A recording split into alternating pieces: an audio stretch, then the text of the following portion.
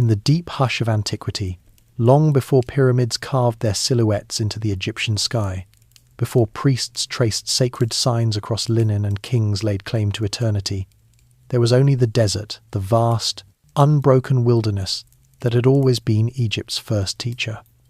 In its silence, the land whispered a truth older than myth. Everything that lived would one day return to the sand, and somewhere in that ancient stillness, as the first human hands shaped shallow graves into the ochre earth, and the earliest fears took the form of stories, a presence lingered on the edges of sight, watchful, patient, and intimately bound to the fragile line between life and death. It was here, at the threshold where the known world met the unknown, that Anubis first took shape. His origins were not born from temples or royal inscriptions, but from survival itself. For early Egyptians, death was not an abstraction but a daily companion. The sun scorched life into being by day, but by night the desert reclaimed everything in its cool, predatory quiet. Jackals roamed the wilderness, in lean, elegant silhouettes, creatures of twilight and instinct, slipping between shadows and moonlight with a grace that felt both threatening and strangely noble. They lingered near burial grounds, drawn by smell and hunger, and yet their presence seemed almost ceremonial, as though they alone carried the wisdom of traversing what lay beyond mortal breath. This beginning raw, unadorned, and shaped by nature itself was the foundation on which Anubis would one day rise as the guardian of the dead, the guide through the unseen, the steady hand resting upon the threshold of eternity. His story cannot be separated from the land that birthed him, nor from the people who gazed upon the desert's edge and realized that the fate of the living depended on understanding the fate of the dead. To tell the history of Anubis, therefore, is to step back into the earliest landscapes of ancient Egypt, a world of shifting sands, rising communities, and an evolving sense of the sacred that slowly drew shape from fear, reverence, and an unbroken bond to the afterlife. And so the story begins, where all human stories once began, beneath the sun, above the sand, and within the quiet acknowledgement that death was not an ending, but a passage. Over the millennia, Anubis would transform from desert wanderer to cosmic guide, from feared scavenger to revered guardian, from a local spirit of burial grounds to one of the most enduring figures of Egyptian spirituality. But before divinity was carved in stone or called forth by ritual, there were only the early people of the Nile Valley and the lessons they learned from the creatures who shared their world. In this first chapter, the ground beneath their feet becomes our terrain. We walk through the earliest settlements, where the Nile's annual flooding shaped human survival and the desert framed both their borders and imaginations. We observe the first burials, simple, intimate, and frighteningly vulnerable to the creatures that wandered the dunes, and we witness how the people's fear of the jackal slowly transformed into an awe that gave rise to one of the most enduring gods in human history. Anubis's story is not just a theological tale, but a reflection of how a civilization sought to understand and master the great mystery that shadowed every life. And through that understanding, they built an entire culture around the promise that death could be guided, guarded, and prepared for with dignity. It begins with the land itself. The Nile Valley, long before dynasties and temples, was a narrow ribbon of green bordered by two immense deserts, the Western Desert, stretching into Libya, and the Eastern Desert, reaching toward the Red Sea. Every year, the Nile delivered its inundation, covering the fields in a rich black silt that gave Egypt its ancient name, Kemet, the Black Land. Life blossomed in rhythmic cycles, each season turning the world with the same unshakable reliability as the rising sun. But beyond the fertile banks lay the Red Land, the desert of burning sands and silent horizons. It was a place both feared and respected, the home of predators, the land of eternal dryness, the realm where bodies and memories vanished without trace. This landscape shaped not only Egypt's economy and agriculture, but its deepest spiritual beliefs. Life and death were not divided, they touched constantly. A sudden illness, a snake strike, a misstep in the desert heat, all could end a life quickly. And when someone died, The body, if left unprotected, became prey to the creatures who had adapted to survive in the unforgiving conditions. Among those creatures, none commanded as much fascination as the jackal, with its sharp muzzle, upright ears, and narrow frame built for endurance. It seemed perfectly designed to navigate death's terrain. Its luminous eyes reflected the moonlight like cold fire. Its cry at dusk echoed like a lament or a warning. To early Egyptians, these animals were not merely scavengers. They were guides into a world they did not yet understand. They were guardians standing watch over grave sites. They were reminders that even in death, the body remained vulnerable, and vulnerability demanded protection. The earliest known burials along the Nile date back thousands of years before the first pharaohs. These graves, simple pits dug into the desert sand, were often accompanied by small offerings: pottery, beads, tools, and remnants of food meant to sustain the soul. The desert's hot, dry environment naturally preserved bodies, allowing early people to witness the uncanny endurance of the dead beneath the sand. It was this natural mummification, visible long before the crafted rituals of later eras, that sparked the belief that preserving the body preserved the spirit's identity. But the desert was indifferent.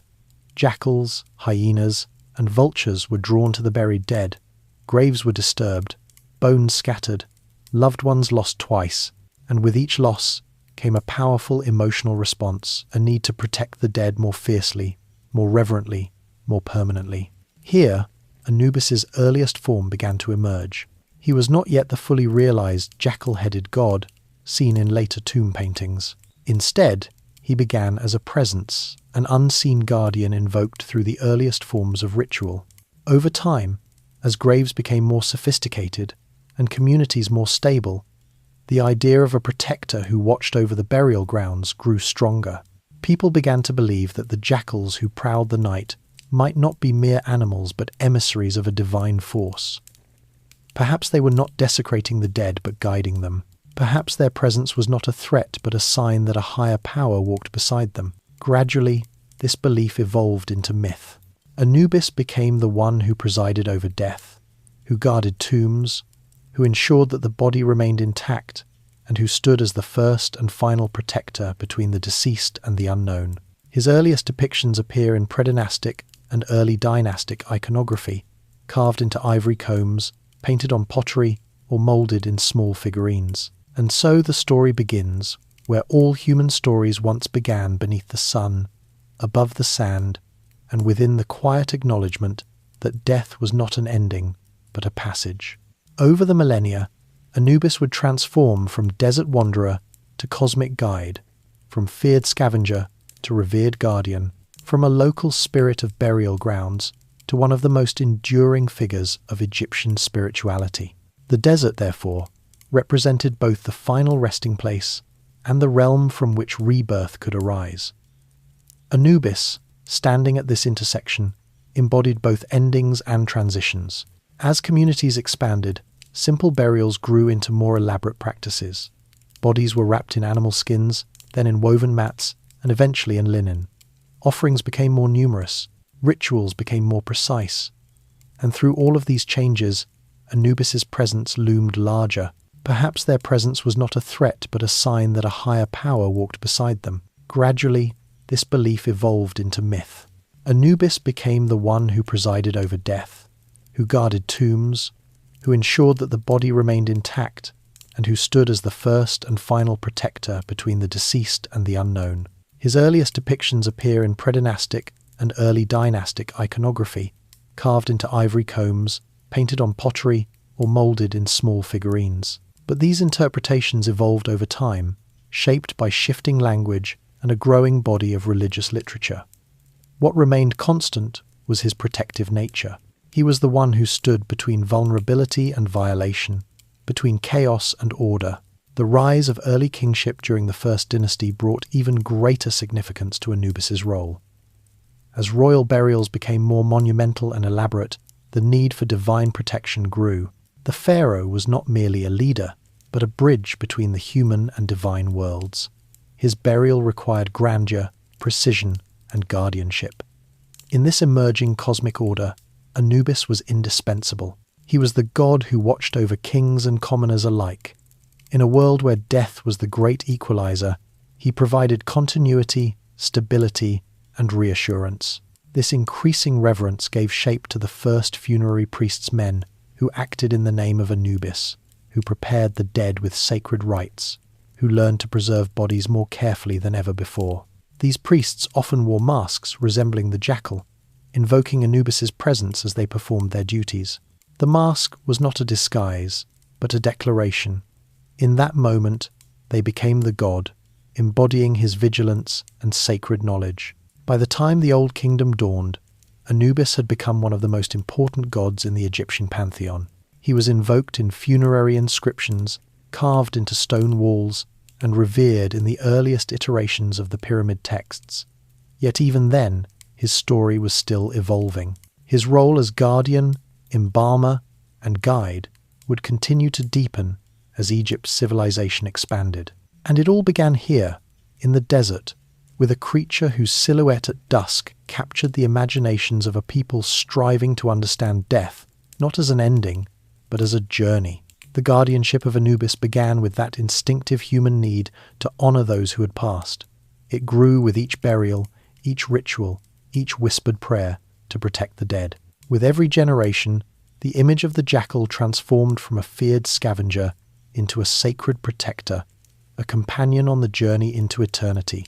And thus, Anubis stood at the door, not as a predator, but as a guardian, not as a creature of threat, but as a promise that the dead would not walk alone, keeper of the first graves.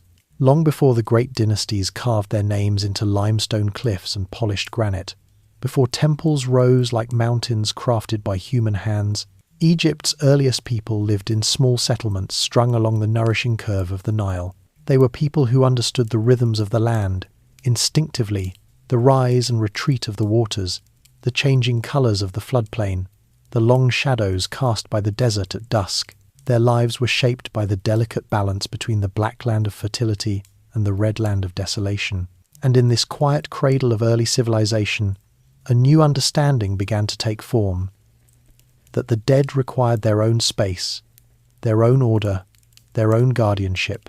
It was here, in long-forgotten cemeteries surrounded by endless dunes, that Anubis evolved into the keeper of the first graves. These earliest burial grounds were not the monumental necropolises that tourists marvel at today.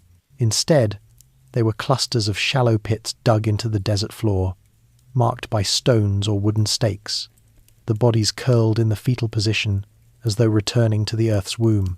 The living placed simple offerings beside their dead ceramic jars, beads, sharpened tools, remnants of food, carefully woven mats. Each gesture revealed an emerging belief that something of the person continued, that the journey after death required preparation, that one did not abandon the dead but accompanied them as far as the living world allowed. But these graves were vulnerable. The desert wind shifted the sand unpredictably, uncovering bodies that families had tried to protect. Animals roamed the burial grounds. Jackals, skilled in scent and survival, approached the sites with caution, their paws barely disturbing the dry crust of earth as they circled the graves. For the living, the sight was unsettling. To lose a loved one was already a wound. To see that loved one disturbed or devoured by the creatures of the desert added another layer of grief. Grief sharpened into terror. And yet, this terror gradually shifted into fascination. For all their threat, the jackals moved with an uncanny grace.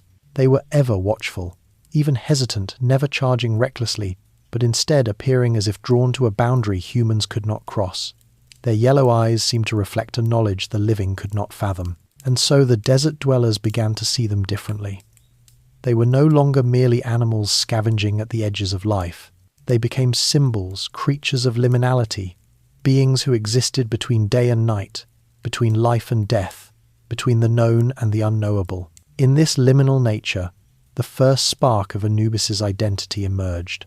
The earliest burial grounds were typically placed near desert plateaus or foothills, choosing landscapes that elevated the dead away from the unpredictable rising Nile. Cliffs offered natural protection. Dunes offered concealment. But no matter the location, one figure, one presence, came to be envisioned as watching over these sacred spaces. The shape of this guardian was drawn from the environment, from the creatures who walked the sands under moonlight, and so the jackal became the symbol of the protector, the one who patrolled the edges of the grave, the one who ensured that the realm of the dead remained undisturbed. This association grew stronger with time. Pre-dynastic communities, scattered across the Nile Valley, developed increasingly complex relationships with their dead. Burial grounds became more organized. The living began to understand that proximity to ancestors mattered. Graves were grouped, forming communal cemeteries that reflected early social hierarchies. These were the first necropolises, cities of the dead, and in these cities, Anubis took his first throne. As a guardian spirit, he did not yet possess the formal roles he would later inherit, but he represented something essential: watchfulness, protection, boundary keeping. He embodied the invisible threshold between the worlds, the space where the breath ceased but presence lingered. That threshold needed a guardian, and in the imaginations of Egypt's earliest people, no being could fill that position more naturally than the jackal. The environment reinforced this belief. The desert was filled with signs, paw prints in the sand, bones bleached white by the sun, an occasional howl carried by the wind. Each trace was interpreted through the lens of a worldview that saw the divine in nature's rhythms and the supernatural in every shadow that lingered beyond human understanding. The jackal became the creature most often seen near the dead, and so became the creature most associated with the dead. This pattern of observation and interpretation laid the foundation for Anubis as the god who kept watch over all burial places. As the centuries turned, communities grew larger and more interconnected. Trade routes expanded along the Nile. Settlements became villages. Villages became towns. The need for order increased not only for the living but for the dead, whose presence was believed to influence the fortunes of their descendants. Families visited graves, maintained the burial sites, and offered food and drink to ensure that the spirit remained content. A neglected grave was believed to lead to unrest, hauntings, misfortunes, illnesses, or a breakdown in familial harmony. To prevent such disorder, the figure of Anubis expanded in cultural significance. He was no longer envisioned merely as a guardian wandering the desert, but as a divine overseer, one whose presence ensured peace, not just for the departed, but for the entire community. The earliest priests emerged from this need, individuals who devoted themselves to maintaining graves, performing rituals, and invoking Anubis's protection. These priests did not yet use elaborate texts or complicated ceremonies. Their actions were simple libations poured into the sand, offerings placed beside cairns, invocations whispered under the breath. But simplicity did not diminish power. Every act reaffirmed the belief that the dead were not lost to silence but remained part of the community, watching, listening, influencing. And so Anubis evolved further. He became the one who mediated between the living and the dead. He was called upon for protection, invoked for guidance, and honored as the guardian who ensured that the spirits remained connected to the world they had left behind. This role, intermediary, watcher, protector, set the stage for the far more expansive duties he would assume in later centuries. By the early dynastic period, Anubis had become clearly identifiable in the emerging religious landscape. His name appeared on ceremonial artifacts, painted pottery, and small sculptures. He was depicted as a canine figure with erect ears and a sleek body, always poised, always alert. He appeared on funerary pallets and carved ivories used by early kings. The earliest priests emerged from this need, individuals who devoted themselves to maintaining graves, performing rituals, and invoking Anubis's protection. These priests did not yet use elaborate texts or complicated ceremonies. Their actions were simple libations poured into the sand, offerings placed beside cairns, invocations whispered under the breath. But simplicity did not diminish power. Each item represented a belief in continuity beyond death, a recognition that the journey continued. With these developing practices came the first true understanding of sacred space. A burial ground was no longer just a practical location for disposing of bodies. It became a place sanctified by ritual and overseen by divine presence. Anubis became synonymous with this sacredness. Every act reaffirmed the belief that the dead were not lost to silence but remained part of the community, watching, listening, influencing. And so Anubis evolved further. He became the one who mediated between the living and the dead. He was called upon for protection, invoked for guidance, and honored as the guardian who ensured that the spirits remained connected to the world they had left behind. Their tasks required calm, focus, and respect for unseen forces. These early religious specialists likely wore amulets, shaped like jackals, or painted their faces with dark pigments to resemble the vigilant creature of the desert. Over time, the association became more formal. The iconic jackal mask used in embalming rituals may have its origins in these early attempts to embody the divine protector during funerary rites. Through mask, gesture, and intention, they became extensions of Anubis, enacting his presence on Earth. This blending of human and divine role was crucial. It established Anubis not only as a spiritual concept, but as a living presence one experienced through ritual, embodied through action, and reflected in every burial site from the smallest family grave to the earliest royal tombs. The growth of early kingship reinforced his prominence. The first rulers of Egypt understood that political authority and spiritual legitimacy were intertwined. To claim divine right, they needed to control not only the land of the living but also the landscape of death. Royal burials were placed in prominent locations, surrounded by subsidiary graves, offering chapels and ceremonial enclosures. These early necropolises became vast sacred complexes where Anubis reigned supreme. His image appeared at the entrances of tombs, carved into stone doorways, etched into combs and pallets, buried with the elite. Every carving, every artifact, every gesture in these sacred grounds affirmed his position as the keeper of graves, the one who ensured that, despite the fragility of life, the transition into death remained orderly, protected, and dignified. The Egyptians saw death as a continuation, not a cessation, and at every step, Anubis's influence expanded in tandem. By the time the Old Kingdom emerged, he was no longer simply the keeper of the first graves. He was the god who defined the very structure of funerary belief. He had become the guardian not just of bodies but of cosmic order, ensuring that every soul found safe passage from the world of the living to the realm beyond. In his watchfulness, Egypt found comfort. In his vigilance, they found stability. And in the silent, moonlit burial grounds of the early Nile Valley, Anubis claimed his eternal domain, guardian of the departed, protector of memory, sentinel of all who crossed the threshold into the unknown. The birth of a protector. As Egypt moved from scattered settlements into the early structure of kingdoms, its spiritual imagination deepened, its rituals sharpened, and its relationship with death grew more detailed, more ceremonial, more profound. The deserts remained as immense and indifferent as they had always been, but now the people who lived along the Nile had begun to understand death not just as a natural event, but as a passage requiring guardianship, guidance, and sacred order. It was in this climate of evolving belief where life and death were woven into a single continuous tapestry that Anubis transformed from a silent presence into a defined protector, a deity with intention, identity, and power. The story of his emergence is not one of sudden theological creation. It is a slow, organic shaping born from fear, familiarity, and reverence.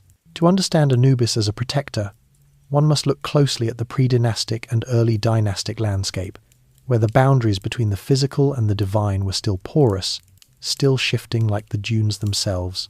Early Egyptians believed that the world was charged with unseen forces. Every rock formation, every gust of desert wind, every flame, and every river eddy held meaning.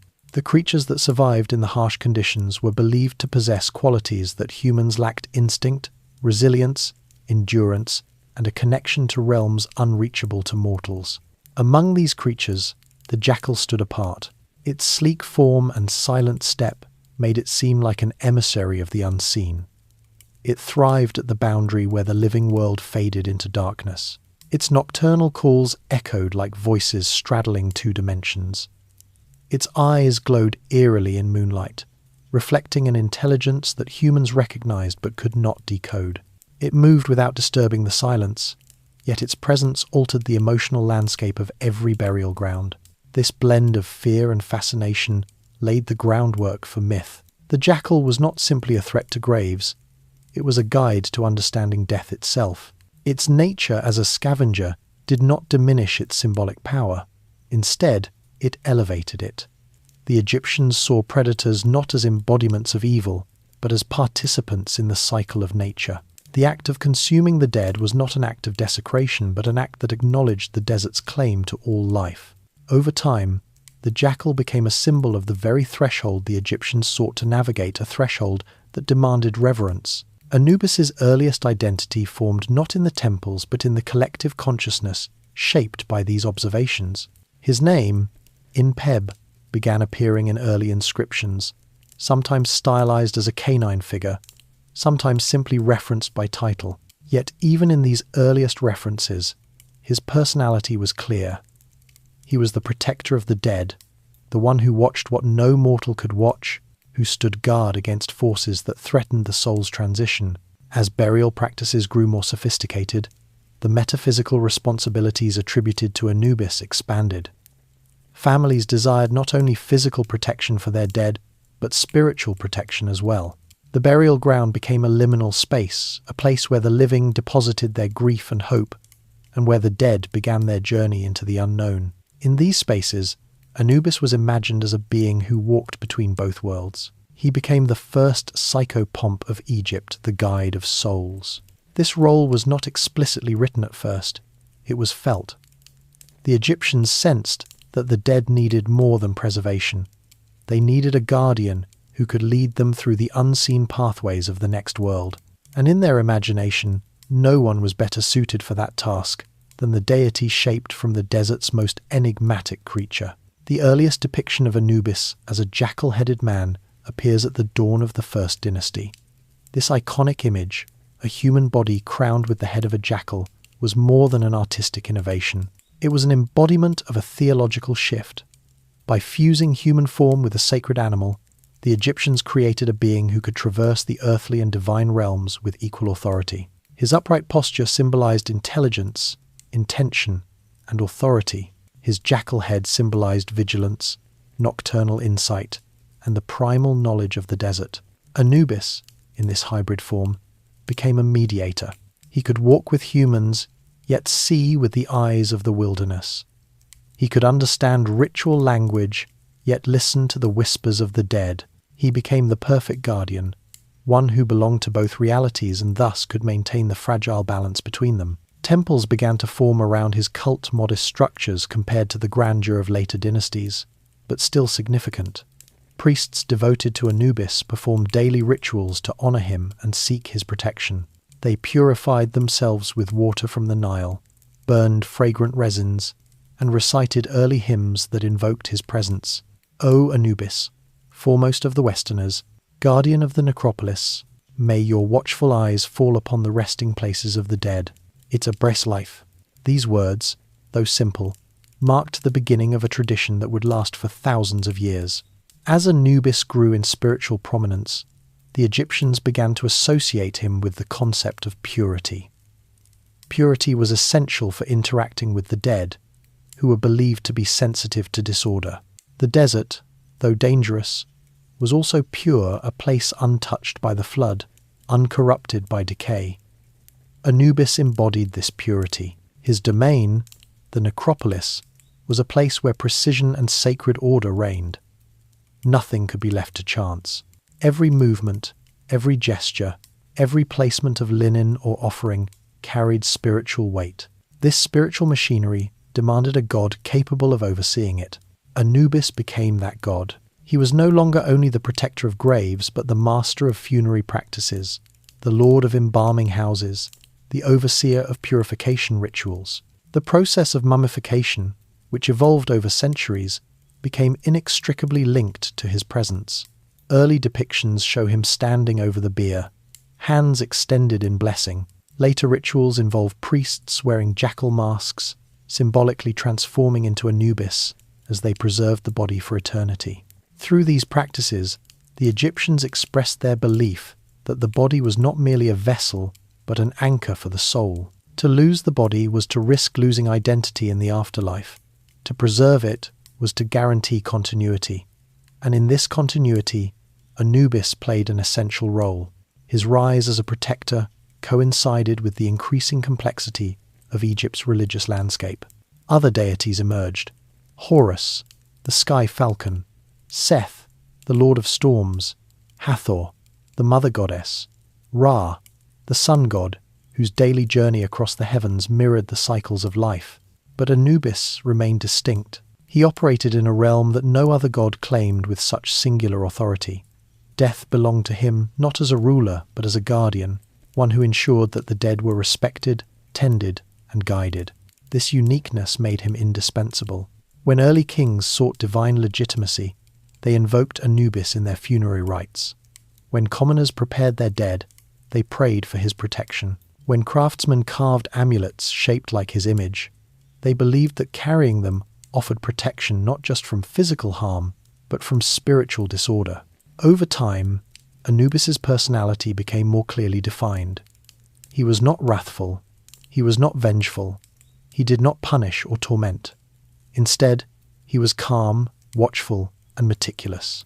His power lay in precision, in vigilance, in the unwavering dedication to his task. In a world where death loomed constantly, this calmness was deeply comforting.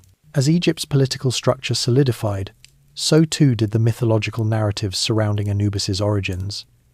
One of the earliest myths described him as the son of Ra, born from the sun god's tears. Another tradition cast him as the son of Nephthys, the shadowed goddess of the night, conceived in secrecy and raised by Isis. In yet another, he was the child of Osiris, the god who would later rule the afterlife. These myths, though varied, shared a thematic thread.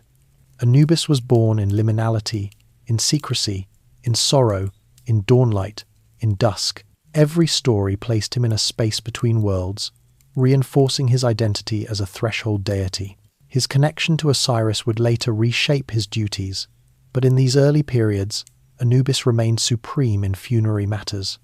He was invoked before Osiris ever became the ruler of the dead. It was Anubis who first guided kings into the afterworld. It was Anubis who judged their worthiness through ritual. It was Anubis who ensured that the body remained pure and undisturbed. His temples, though modest, became centers of specialized knowledge.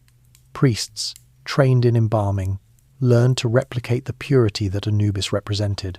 They memorized sacred incantations, perfected the application of natron salts, and mastered the art of wrapping linen in immaculate layers. Each movement was deliberate. Each action mirrored a divine precedent. In the quiet halls of these early temples, Anubis became more than a protector.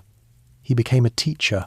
His rituals taught humans how to navigate the unseen, how to prepare for eternity, how to honor those who had passed. Through his guidance, Egypt built one of the most elaborate funerary traditions in the ancient world, a tradition that would come to define its identity. The rise of monumental architecture further elevated Anubis's importance. As mastabas and early royal tombs increased in size and complexity, the presence of a divine guardian became essential. Carvings of Anubis began to adorn the entrances of tombs. Priests painted his likeness on wooden coffins. Amulets bearing his image were placed within wrappings, close to the heart, to ensure protection in the afterlife. In these representations, he appeared not simply as a jackal, but often as a crouching canine, ears alert, body poised to spring into action, ever watchful, ever vigilant. Other times, he appeared as a man with a jackal head, holding a scepter or standing over the deceased, ensuring that every aspect of the burial adhered to sacred law. The Egyptians saw in Anubis not only a guardian but an ideal. He represented order, precision, purity, and unwavering duty, all values that anchored their society. In a landscape where life was fragile and the line between stability and chaos thin, Anubis embodied constancy. As centuries passed, his symbolism deepened. He became associated with the direction west, not because of the setting sun alone, but because the west was where the dead were buried, where Anubis walked with silent steps. The desert's western edge became his sacred domain. Every burial ground on the western bank of the Nile was seen as his territory. Every grave, no matter how humble, fell under his watch. Even the pharaohs, whose divinity elevated them above ordinary people, bowed to Anubis in death. They relied on his guidance even as they claimed kinship with gods. In their tombs, priests performed rites, invoking his presence. Mourners offered prayers to him. Artists carved his image near the sarcophagus to ensure that no malevolent force could cross the boundary he guarded. Through these acts, Anubis's identity crystallized. He was the protector not because he commanded fear, but because he commanded trust. In his calm gaze, Egypt found reassurance. In his silent steps, they found stability. In his unbroken vigilance, they found hope. The birth of Anubis as a protector was not the creation of a single moment, but the culmination of generations of observation, ritual, and belief. He emerged from the landscape itself, shaped by the needs and fears of a people who sought to make sense of life's greatest mystery. And in becoming their protector, he became the embodiment of one of humanity's deepest desires, that death, though inevitable, need not be navigated alone. Lord of sacred rituals. When Egypt entered the early Old Kingdom, burial customs began shifting from community-based traditions to more structured and specialized practices. This change did not happen suddenly. It grew out of incremental adjustments, better preservation of bodies, stronger expectations placed on funerary workers, and a clearer division between everyday tasks and the responsibilities assigned to those who managed the dead. In this changing environment, Anubis's image became tied to the activities carried out by these specialists. As burial methods became more elaborate, his association with technical skill, procedural order, and consistent execution expanded. What had started as a general protective role now narrowed into something more exact, overseeing the steps that prepared a body for its place in the next world. The earliest versions of embalming were simple. Artists carved his image near the sarcophagus to ensure that no malevolent force could cross the boundary he guarded. Through these acts, Anubis's identity crystallized. He was the protector not because he commanded fear, but because he commanded trust. In his calm gaze, Egypt found reassurance. In his silent steps, they found stability. In his unbroken vigilance, they found hope. Concerns like these fueled the development of purposeful preservation techniques. Anubis's presence became more prominent in this process. The priests who managed the body used tools associated with him: knives, jars of resins, natron salts, and bandages. They invoked his name because his identity was tied to protection and proper handling. In many early tomb scenes, he appears beside the embalming table. He does not act in a mystical framework here. Instead, he symbolizes correct procedure and consistent oversight. His presence validated the work and reminded both priests and families that these actions followed an established pattern. By the time the Old Kingdom expanded, embalming had become a specialized profession.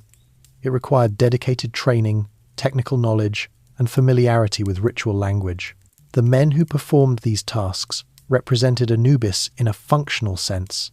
They were judged on the quality of their work, not on spiritual performance alone. Techniques improved through experience. They learned which substances slowed decay, how to dry organs effectively, and how to wrap limbs in ways that maintained anatomical shape. These developments occurred over decades and centuries, and Anubis's symbolic oversight strengthened as the procedures became more refined. The embalming houses, often located near larger cemeteries, served multiple purposes. Some rooms were used to wash bodies. Others stored materials like natron and resins. Some housed the equipment for evisceration. The presence of Anubis in these places reinforced their identity as controlled professional spaces. His figure appeared on walls, jars, and tools, not as a mystical guardian performing invisible actions, but as a mark of authority that designated the space as legitimate. His image functioned in these environments much like an official seal would in later periods. The practical steps involved in preparing a body became increasingly standardized. A corpse was washed, organs removed, cavities filled, and the entire body covered in natron for weeks. After drying, the body was cleaned again, coated in resins, and wrapped in linen. Each stage had a functional purpose. The removal of internal organs reduced decay, natron absorbed moisture, resins added a layer of protection. Wrappings stabilized the limbs and preserved recognizable form. Every decision had a logical basis, shaped by trial, adaptation, and accumulated experience. These procedures influenced how people understood Anubis. He was not a distant mythological figure, but a name attached to daily technical tasks. He represented reliability. When priests performed the opening of the mouth ceremony, an act meant to restore the deceased's ability to breathe, speak, and eat in the afterlife, Anubis was often depicted supervising the actions. This did not imply a mystical intervention. Rather, it reinforced the belief that the ceremony followed a standard format and adhered to recognized norms. The role of Anubis expanded further because the Egyptians saw funerary preparation as essential for maintaining family continuity. The dead were expected to interact with the living through offerings and remembrance. The body's condition mattered for this ongoing relationship. If the body fell into decay, the connection weakened. This made embalming not just a personal concern but a social necessity. The priests who represented Anubis became central figures in communities that relied on orderly burial practices to maintain social harmony. As burials became more elaborate, the expectations placed on Anubis increased. He was not limited to guarding graves. He was responsible for supervising every aspect of the funerary process. This shift appears clearly in tomb inscriptions from the Old Kingdom. Families requested that Anubis attend the deceased, oversee the embalming, and ensure correct performance of rituals. These requests reveal how deeply integrated he had become in social thinking. People did not simply ask him to guard the grave. They asked him to ensure that professionals fulfilled their duties accurately. Funerary equipment from this period demonstrates how widespread his association became. Coffins often displayed his image on the lid or near the headrest, marking that area as under his oversight. Funerary masks, sometimes placed over the deceased's face, occasionally included jackal-like features to align the individual with Anubis's protection. Amulets shaped like jackals were placed within wrappings. These objects were not decorative. They reinforced the idea that the deceased was placed under the supervision of a recognized authority responsible for guiding them into the next phase of existence. As embalming practices improved, so did the complexity of funerary architecture. Mastabas, with their rectangular shape and durable construction, replaced earlier pit graves. These structures included storage rooms for offerings and chapels for ongoing rituals. The existence of these chapels created a lasting relationship between the living community and the deceased. Priests and family members visited regularly to leave food, recite formulas, and maintain the symbolic presence of the dead. Anubis's involvement extended into these practices as well. His name appeared in offering formulas requesting that he allow the dead to travel peacefully through the necropolis and receive sustenance from the living. The Egyptians viewed burial as an organized sequence. The process began with death, continued through preparation, included the funeral procession, led to burial, and extended through regular commemoration. Anubis served as a structural element connecting these phases. He did not alter the actions, he represented the system that held them together. His name was invoked at the start, during preparation, at the procession, and at the tomb. This consistency reinforced the idea that nothing in the funerary framework occurred independently. Everything operated within a recognizable pattern attributed to Anubis's authority. During the Old Kingdom, the development of hieroglyphic writing allowed for more detailed expressions of religious ideas. In this growing textual environment, Anubis appeared frequently. His titles clarified his functions. He who is upon his mountain indicated his association with the desert cliffs overlooking burial grounds. Lord of the sacred land referred to the cemeteries themselves. Foremost of the Westerners distinguished him as the primary figure associated with the West, the direction of burial. These titles lacked poetic embellishment. They reflected geography and social practice. The pyramid texts, a major collection of funerary inscriptions from this era, include references to Anubis that reinforce his administrative role in funerary preparation. He is depicted weighing the heart, introducing the deceased to other gods, and performing tasks that parallel the responsibilities of human priests. These texts do not portray him as a deity who interferes unpredictably. They present him as part of a structured system that the dead must follow to enter the next world. Scenes carved in tombs show priests acting in his name. In these depictions, the priest wearing a jackal mask is not performing a mystical transformation. He is signaling his role in the process, indicating that he is functioning according to the standards associated with Anubis. The mask functions much like a uniform, identifying the priest's responsibilities to the community. This visual coding made it easier for observers to understand the nature of the ceremony. In many tombs, Anubis appears adjusting bandages on a mummy or preparing it for the afterlife. These images are symbolic representations of the embalmer's work. They reinforce the idea that proper burial required technical accuracy. Anubis's presence in these scenes standardized expectations. Viewers understood that funerary workers were expected to match the quality of the god's example.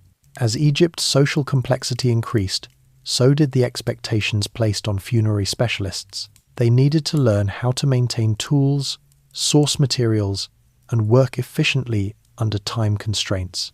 They also had to coordinate with other priests responsible for recitations, offerings, and record-keeping. Anubis symbolized the coordination required for this work. His identity reinforced professionalism and order. The role of Anubis in overseeing embalming gradually merged with broader responsibilities related to judgment in the afterlife. Early forms of this judgment were simpler than the fully developed version that appeared in later periods. Even at this stage, however, Anubis was linked with evaluating a person's readiness for the next world. This evaluation was not moral at first. It focused on whether the proper rituals had been completed and whether the deceased had been adequately prepared. Only later did it expand into a deeper moral assessment tied to the concept of the heart's weight. Anubis's involvement in these early concepts of judgment again reflects his association with procedure rather than symbolism. He represented the orderly framework through which the deceased transitioned to the next phase. As the funerary ideology grew more complex, Anubis remained central because the Egyptians saw continuity between ceremonial preparation and spiritual transition. Both required accuracy. This connection shaped how Egyptians viewed authority. In the funerary context, Anubis served as a model of reliable stewardship. The priests who represented him were held to high standards because their work affected not just one individual, but entire families who depended on correct procedure for maintaining social continuity. By the end of the Old Kingdom, Anubis had transitioned from a desert-associated guardian to a recognized overseer of funerary practices. He represented stability within a system that had grown increasingly complex.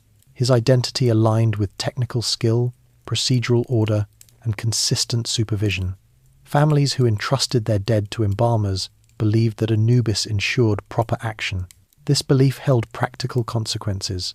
Funerary specialists gained social status because their work was associated with a recognized deity. Communities invested resources in funerary preparation because they understood it as part of an established structure. The presence of Anubis in tombs, inscriptions, and equipment served as a constant reminder that the entire funerary system operated under organized principles rather than improvisation. In this era of expanding social and religious structure, Anubis became firmly linked with the concept of reliable funerary practice. His domain extended from the preparation room to the tomb and into the beliefs surrounding the next world. He represented the system that Egyptians developed to ensure continuity between life and death across the Black Land. As the Old Kingdom advanced and Egypt's social, political, and administrative structures became more defined, the environment in which Anubis was understood also expanded. The landscape of the Black Land, the narrow, fertile corridor along the Nile, shaped nearly every aspect of Egyptian life, from agriculture to transportation to religion. To understand Anubis's developing role across this period, it is necessary to look at how Egypt's geography, economy, and emerging state systems influenced the expectations placed on funerary deities. The Black Land was not only the heart of Egypt's prosperity, but also the foundation that allowed complex funerary practices to flourish. The Old Kingdom is often called the Age of the Pyramids, But this period was not defined solely by monumental construction. It was characterized by increasing centralization, a stronger bureaucracy, standardized taxation, and a clearer division of labor. These developments influenced how Egyptians conceptualized the afterlife, the treatment of the dead, and the responsibilities of religious authorities. Anubis's role evolved within this context, moving beyond localized guardianship to become a figure integrated into the larger ideology of state power and social organization. The Nile's predictable inundation cycles created a stable agricultural system. The land flooded annually, depositing nutrient-rich silt that supported large-scale farming. This reliability allowed the population to grow and freed some laborers from agricultural work during the flood season, enabling specialized professions, including those tied to construction, craftsmanship, administration, and religious service. Because the economy depended on consistent seasonal rhythms, Egyptians viewed their entire world as governed by orderly patterns. They linked this order to divine oversight known as Ma'at, a concept representing balance, stability, and correctness. In funerary contexts, Ma'at shaped expectations for how the dead should be prepared and guided. Anubis fit naturally into this framework because funerary practices needed structure to function effectively. Large-scale construction projects, particularly during the reigns of kings such as Djoser, Sneferu, Khufu, and Khafre, reinforced the connection between state authority and funerary ideology. Pyramid complexes required thousands of workers, managers, architects, and priests. Every aspect of construction and ritual relied on planning, organization, and oversight. These projects also demanded centralized economic resources, grain, laborers, tools, and officials capable of managing large populations. Anubis entered these environments because pyramids were not only tombs for kings, but administrative centers for funerary ritual. His image appeared in the corridors and chapels of these complexes because his authority represented proper procedure throughout the entire burial process. The design of pyramid complexes included multiple architectural elements: causeways for ritual processions, valley temples near the river, mortuary temples beside the pyramid, offering chambers inside the structure, and subsidiary tombs surrounding the main pyramid. These elements reflected a system that integrated the living with the dead. The priests who served within the complexes performed daily offerings to sustain the king in the afterlife. Anubis was linked to these offerings because he served as an overseer of rituals that ensured continuity between worlds. In the mortuary temples attached to the pyramids, Anubis appeared frequently in reliefs that depicted the king's preparation for burial. These scenes did not convey emotion or mysticism. They outlined procedural actions: purification, dressing, wrapping, and transport. When Anubis appeared behind the king or touching the mummy, it represented conformity to established norms. The god was not depicted performing miracles, but confirming that the steps matched ritual expectations.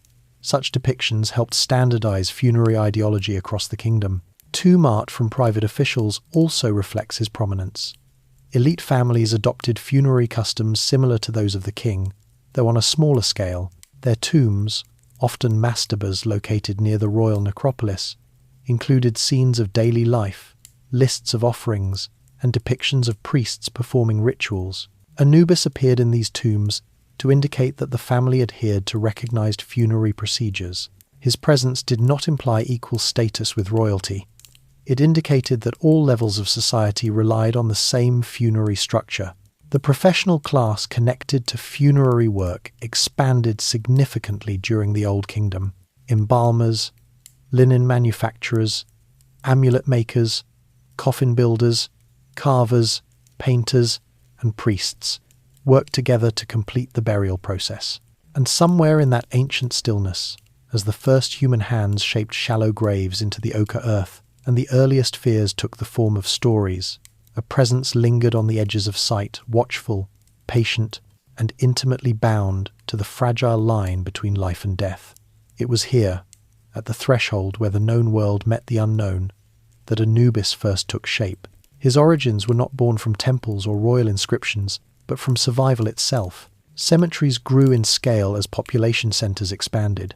Towns like Saqqara, Abydos, and Giza developed large necropolises that housed thousands of burials. These sites required ongoing maintenance, clearing sand, reinforcing structures, and monitoring for erosion or animal intrusion. Anubis's association with guarding the necropolis increased because the god was linked with landscape features such as desert cliffs and burial plains. His titles, "He who is upon his mountain" and "Lord of the sacred land," reflected this broad geographic oversight. During this era, the belief that the dead maintained a functional relationship with the living became more deeply embedded in social practice. Families visited tombs during festivals. They left offerings and recited formulas requesting that Anubis grant safe passage to the deceased. Tombs included offering tables or niches where food and drink were placed. These actions reinforced continuity between generations. Because Anubis symbolized proper procedure and oversight, he became a major figure in these interactions. The expansion of writing allowed for more detailed funerary texts.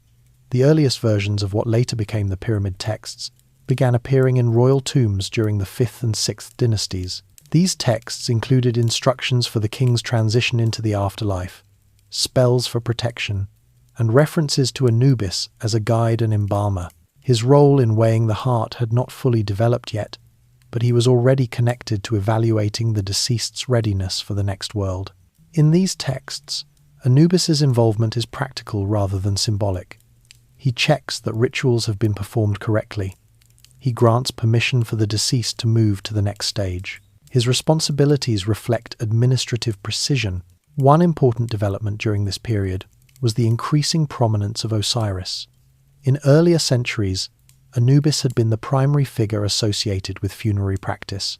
However, as Osiris's mythology grew, particularly the story of his death, dismemberment, and resurrection, he became identified as the ruler of the afterlife.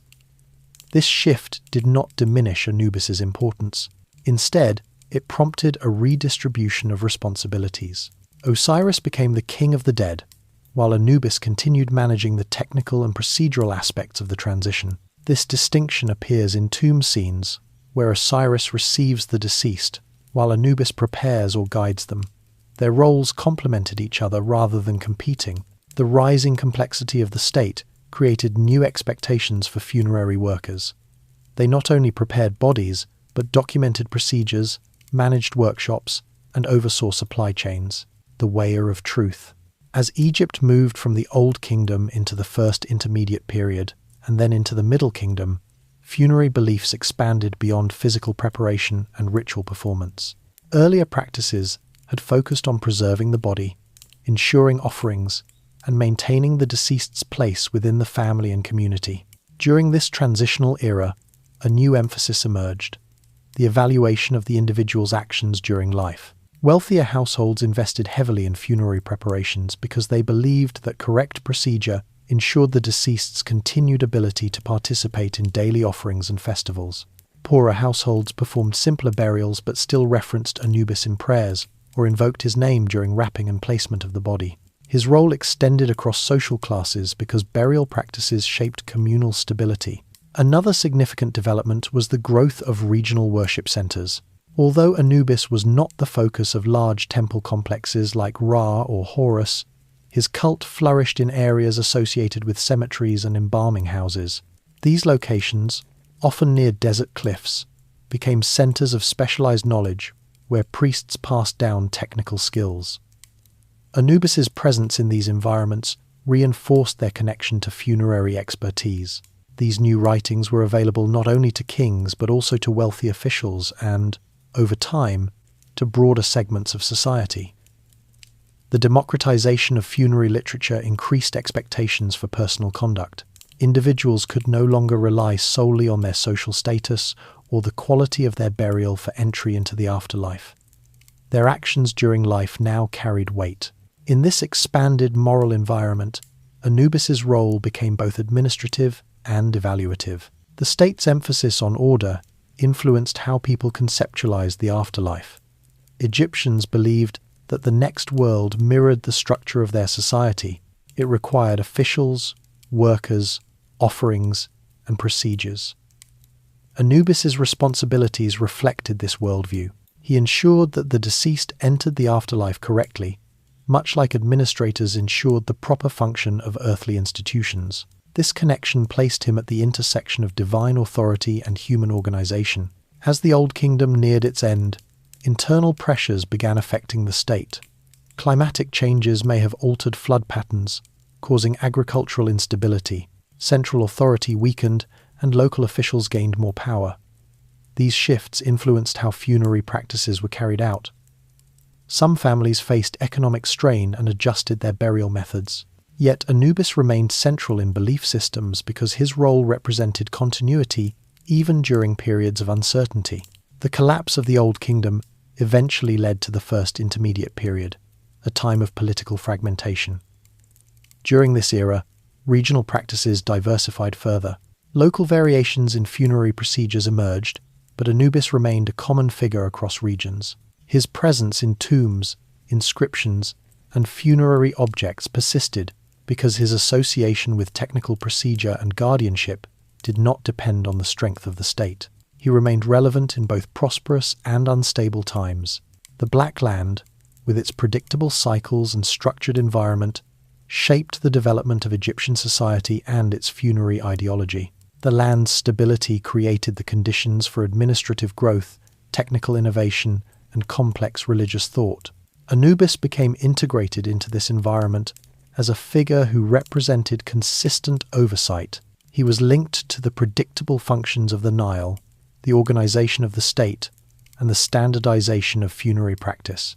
By the end of the Old Kingdom, Anubis's identity was well established.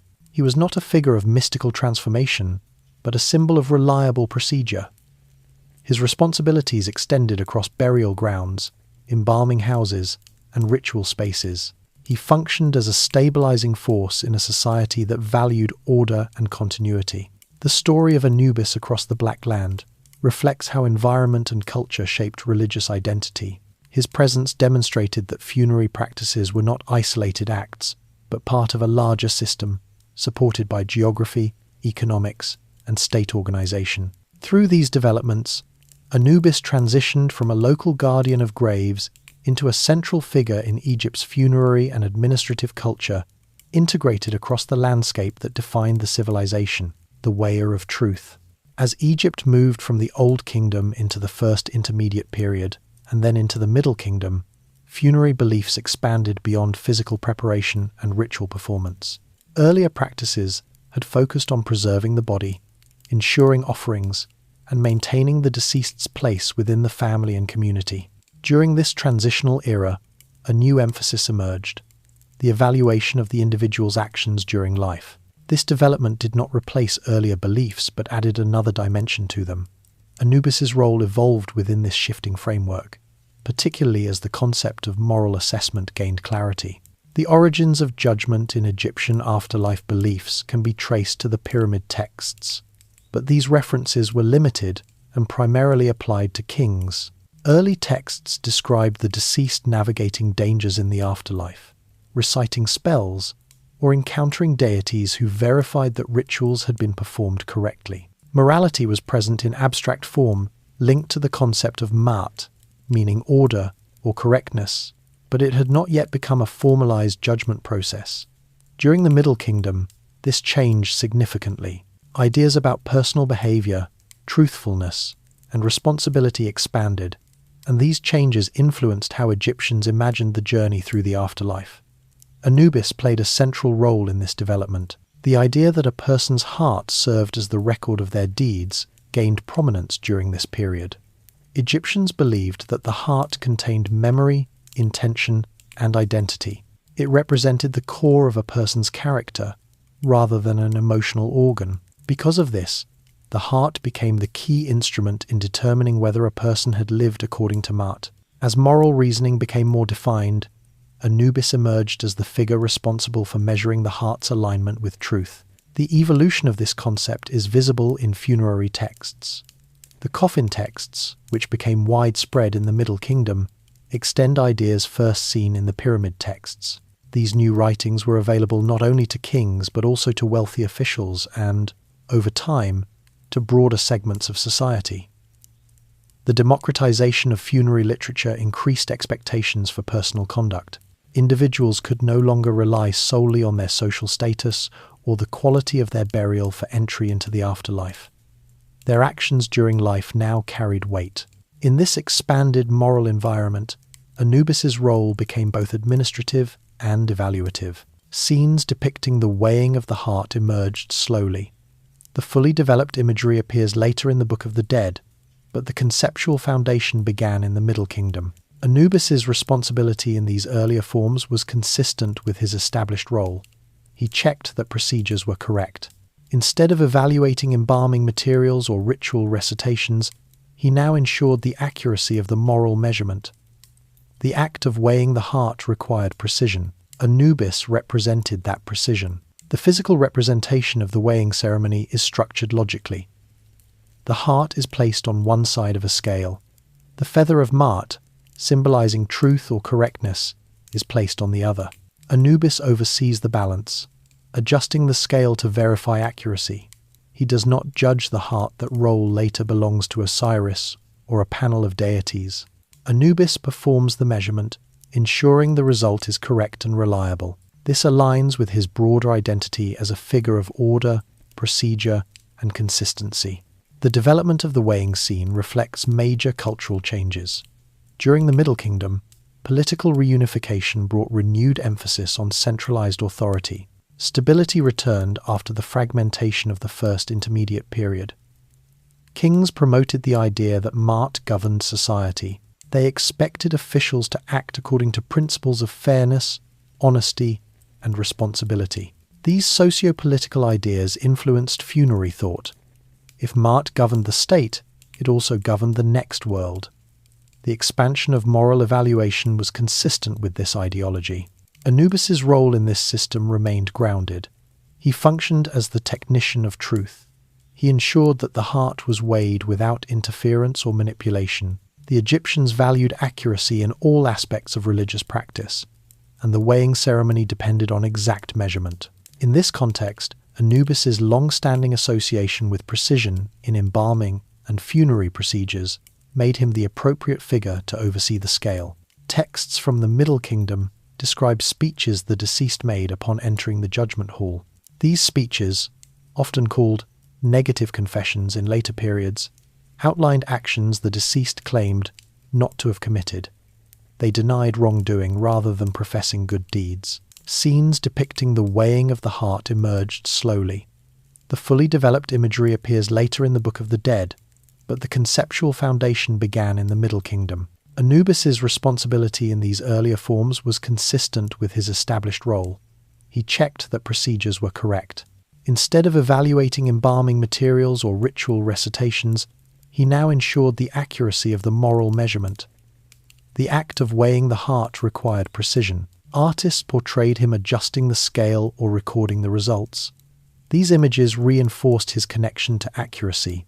The adjustment of the scale mirrored actions that embalmers performed when measuring materials or preparing a body. This continuity linked the technical skills of the living to the procedures of the afterlife. As funerary beliefs expanded, so did economic demands associated with burial. Families sought high-quality coffins, skilled embalmers, and access to funerary texts.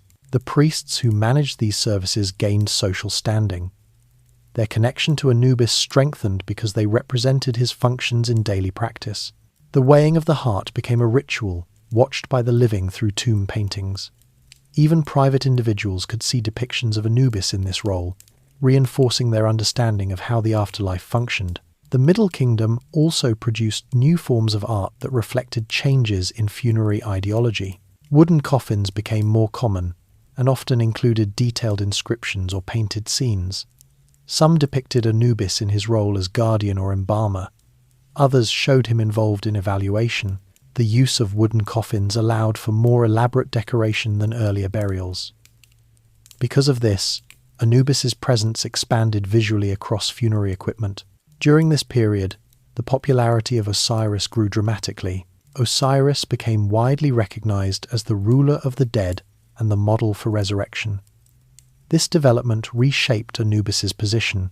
While Osiris represented kingship and renewal, Anubis represented procedure and verification. The two deities operated within the same framework but performed different functions. Their roles were complementary rather than overlapping.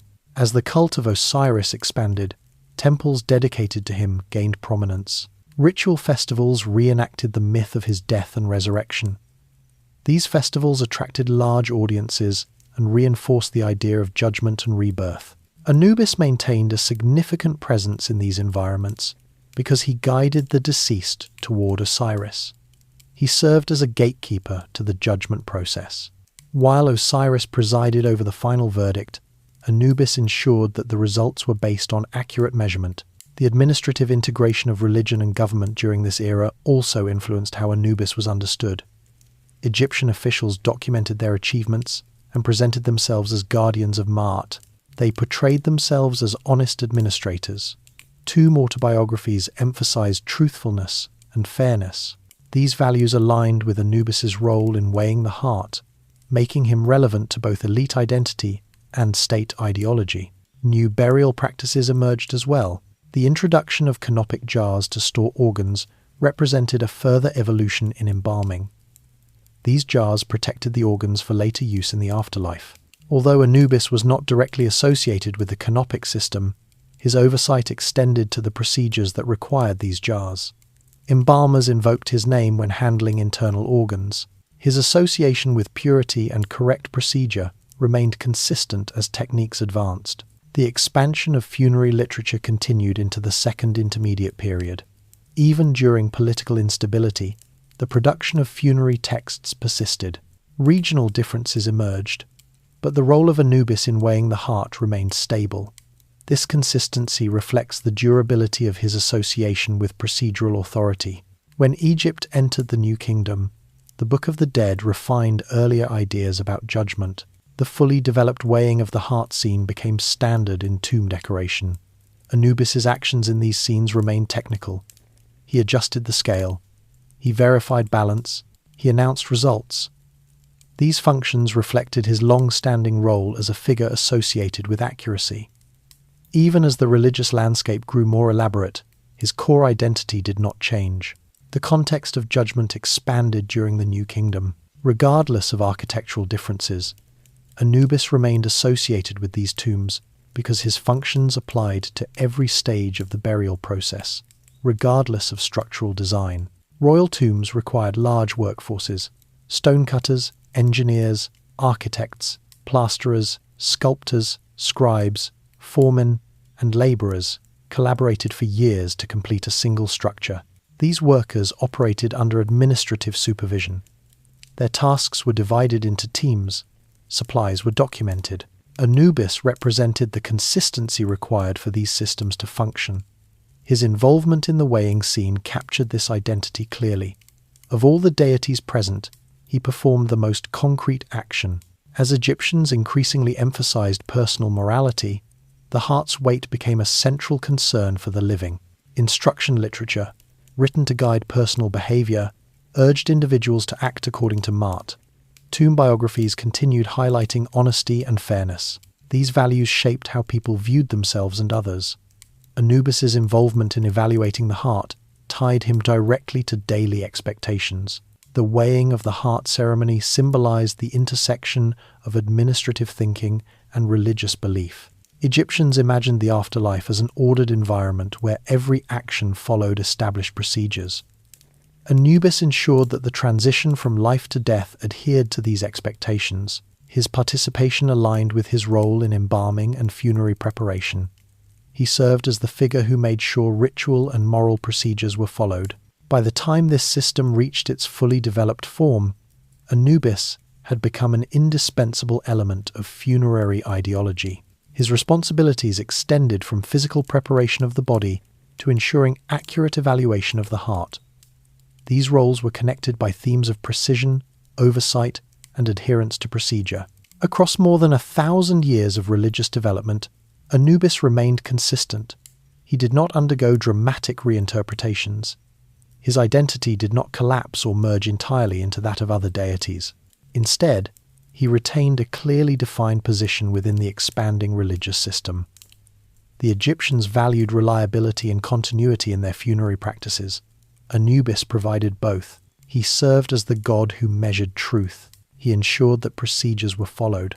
He maintained order in a system that guided every person into the next world. His presence in the weighing ceremony captured the essence of his role in Egyptian belief.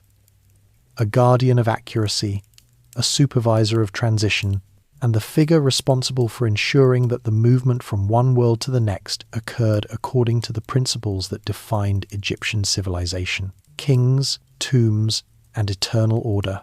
As Egypt progressed through the Middle Kingdom and prepared to enter the stability and expansion of the New Kingdom, tomb construction, royal ideology, and funerary administration grew increasingly interdependent.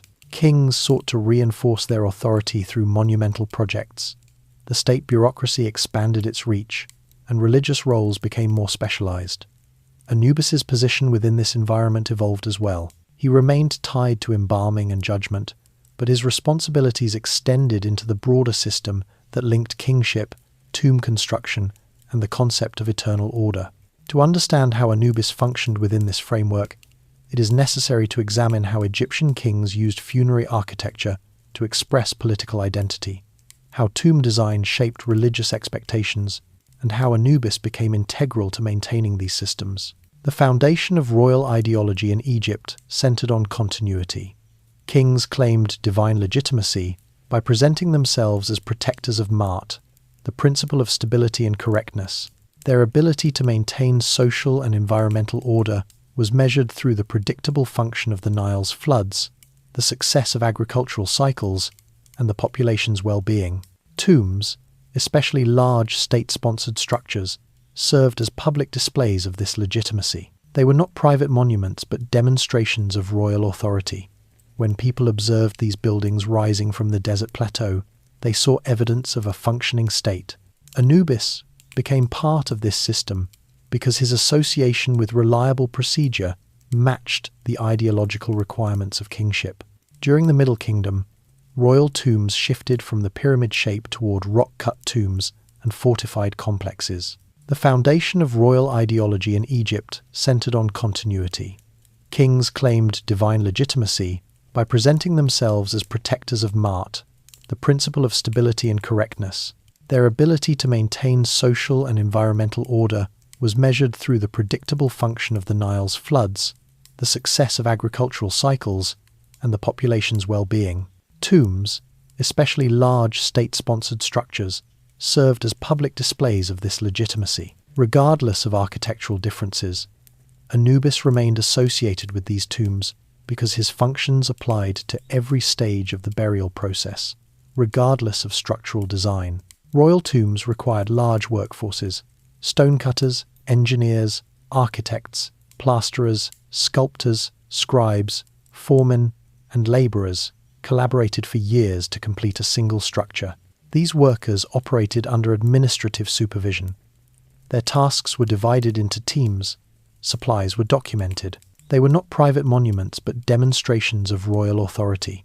When people observed these buildings rising from the desert plateau, they saw evidence of a functioning state. Anubis became part of this system because his association with reliable procedure matched the ideological requirements of kingship. During the Middle Kingdom, royal tombs shifted from the pyramid shape toward rock-cut tombs and fortified complexes. This chamber housed the sarcophagus and often included inscriptions designed to guide the king into the afterlife. Anubis appeared frequently in these inscriptions, either as the overseer of embalming or as the figure responsible for guiding the king to the judgment hall. These references served clear purposes. They reinforced the belief that even the king required correct procedure to enter the next world. They linked Anubis's roles to the stability of kingship itself. A king who entered the afterlife properly could continue to influence the living world through offerings and rituals. Anubis ensured that the king's transition aligned with the state's ideological framework. Private tombs located near royal complexes reflected similar beliefs. Officials who served the king often built their tombs in close proximity to royal structures.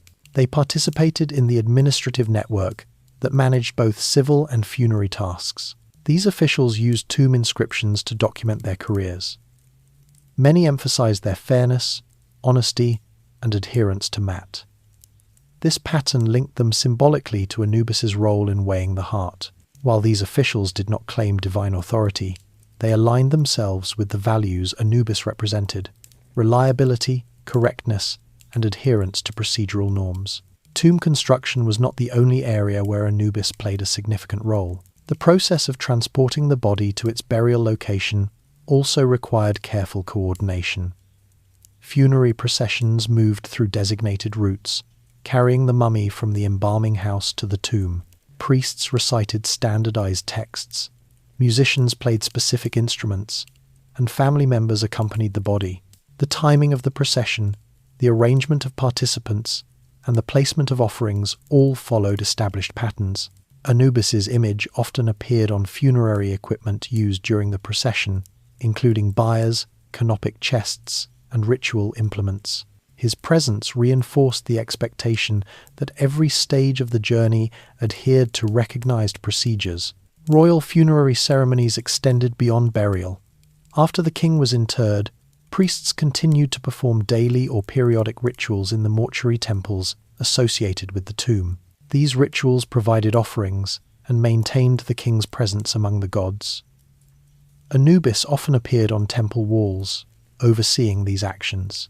His function in these scenes reflected his broader identity. He verified that the rituals occurred correctly. He did not receive the offerings or grant blessings associated with kingship. Instead, he symbolized the stable framework supporting the ritual system. During the New Kingdom, tomb architecture changed once again. The Valley of the Kings became the central burial location for many pharaohs. This area, located on the west bank of the Nile near Thebes, provided natural cliffs and hidden entrances that improved security. Tomb design became more elaborate, with long corridors, painted chambers, and detailed cosmological texts. These texts describe the sun god's nightly journey through the underworld, a journey the deceased king aspired to join. Although these texts focused on solar theology, Anubis remained relevant.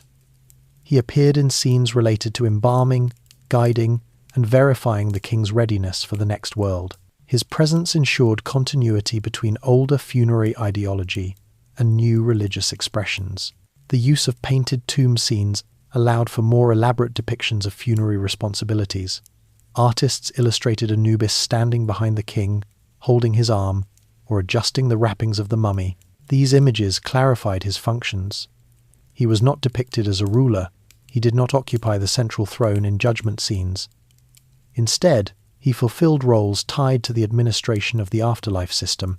His consistent placement in these scenes reinforced his identity as part of the structure that guided every individual, regardless of status. The expansion of funerary literature also shaped Anubis's role. The Book of the Dead, developed during the New Kingdom, compiled spells intended to help the deceased navigate the afterlife. It included instructions, maps, and warnings. Anubis appeared throughout these texts in functions related to guidance and verification. His presence established continuity between textual instruction and ritual action. Readers understood that Anubis represented the procedural authority that ensured accurate performance of these instructions. As burial practices spread to households beyond the elite, the presence of Anubis grew across social classes. Middle-class families used simplified versions of funerary texts, purchased affordable coffins with painted decorations, and relied on embalmers whose work was guided by traditions associated with Anubis. Even small amulets or simple prayers referenced his name.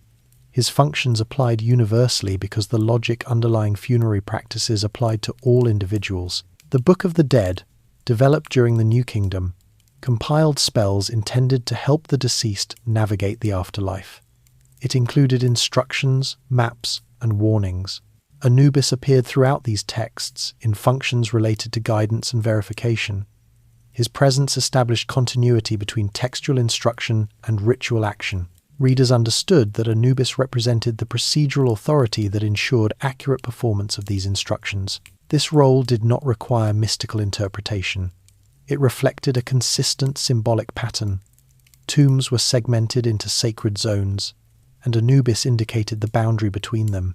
The Valley of the Kings also included a structure known today as the Tomb of the Embalmers, or buildings associated with the embalming process. These structures stored equipment, natron, linens, and other materials. Because these buildings were part of the funerary system, they often housed imagery of Anubis. His image served the same function as official stamps or inscriptions in administrative buildings. It confirmed the legitimacy of the activities performed there. Royal tombs from this period frequently included depictions of Osiris, Ra, Hathor, and other major deities. Anubis typically appeared alongside these figures rather than occupying a dominant position. This placement reflects his function within the overall religious structure. He existed within a network of deities who maintained the system of the afterlife. His role did not require dominance, it required consistency.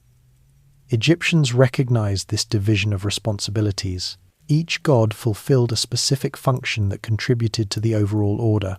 The procedures surrounding royal burials grew even more complex in the later New Kingdom. Tomb robbery became a significant concern, prompting state officials to move some royal mummies to hidden caches. These relocations required careful planning. Priests documented the process, recorded the identity of each mummy, and performed rituals to re-establish protection. Anubis's name appeared in some of these records. His involvement in the relocation process reflected his broader association with correct handling of the dead. Even in emergencies, his identity guided expectations. The role of Anubis in private burials also continued to evolve. Middle-class and lower-class burials often lacked extensive decoration, but they still incorporated small symbols or references to Anubis. Households purchased clay figures or simple drawings representing the god's presence. These items were placed near the body or inside the coffin. They served the same functional purpose as more elaborate images in elite tombs. They indicated adherence to recognized funerary practices. Geographical expansion influenced funerary practices as well. During the New Kingdom, Egypt engaged in military campaigns, trade ventures, and diplomatic exchanges across the Near East and Nubia. These interactions exposed Egyptians to foreign ideas and materials. Some funerary items incorporated imported goods, such as cedar wood, incense, or textiles. Although these materials came from abroad, the procedures surrounding their use followed established Egyptian guidelines. Anubis's presence ensured that the use of foreign materials aligned with Egyptian funerary standards. Royal ideology continued to shape conceptions of the afterlife. Kings depicted themselves interacting with gods, participating in renewal rituals, and fulfilling roles in the cosmic order. Anubis's role in these scenes remained stable. He prepared the king for these interactions. He guided the king through the initial stages of the journey. His responsibilities remained consistent because they were tied to procedure rather than mythology. Even when religious narratives evolved, the funerary system required accurate preparation and verification. The stability of Anubis's identity during this long period reflects the values of Egyptian culture. Egyptians valued continuity. They preserved traditions across centuries. They built administrative systems that emphasized reliability. They maintained social order through predictable patterns. Anubis represented these values in the funerary sphere. His presence ensured that the procedures linking life and death remained stable. By the end of the New Kingdom, Anubis's role as guardian, embalmer, and verifier had become deeply embedded in Egyptian funerary ideology. His responsibilities extended from the smallest private tomb to the most elaborate royal complex. He functioned within a system that emphasized stability and correctness. His association with kingship did not elevate him to a position of authority over other gods. Instead, it integrated him into the mechanisms that supported both royal and private burials.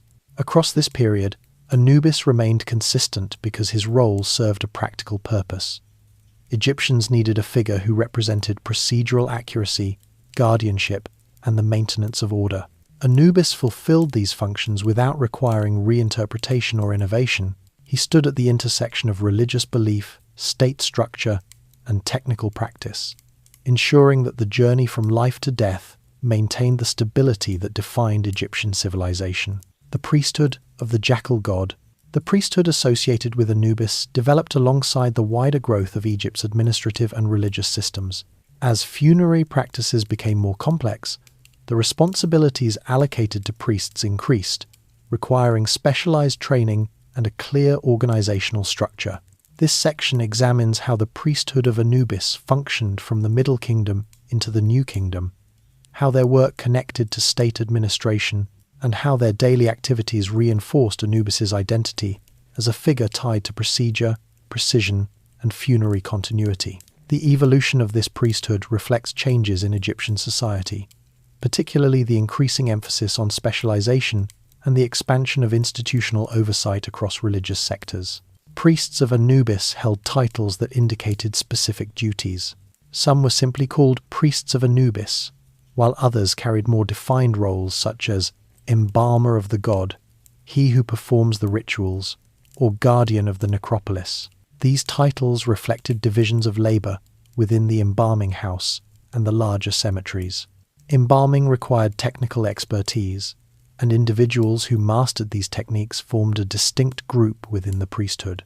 Their responsibilities included washing the body, removing organs, applying natron, preparing resins, and wrapping the mummy.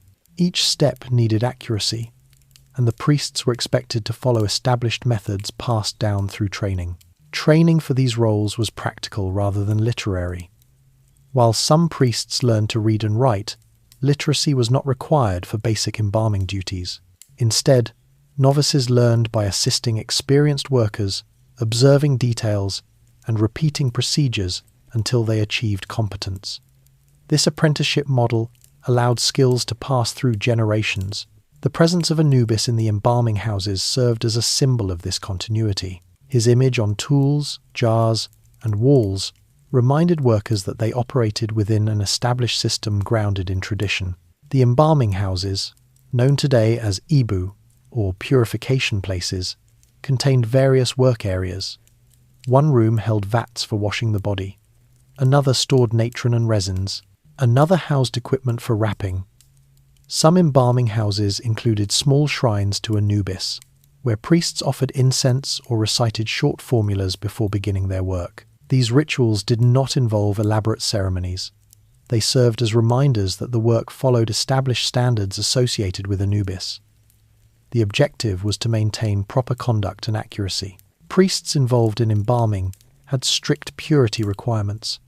They shaved their bodies, bathed frequently, and avoided certain foods or behaviors considered impure during the embalming period. These requirements did not derive from metaphysical fears but from practical concerns. The embalming environment required cleanliness to prevent contamination of materials and maintain the integrity of the body. The association with Anubis emphasized this focus on controlled conditions. By connecting purity with the god, the Egyptians ensured that workers adhered to consistent habits that supported accurate procedures.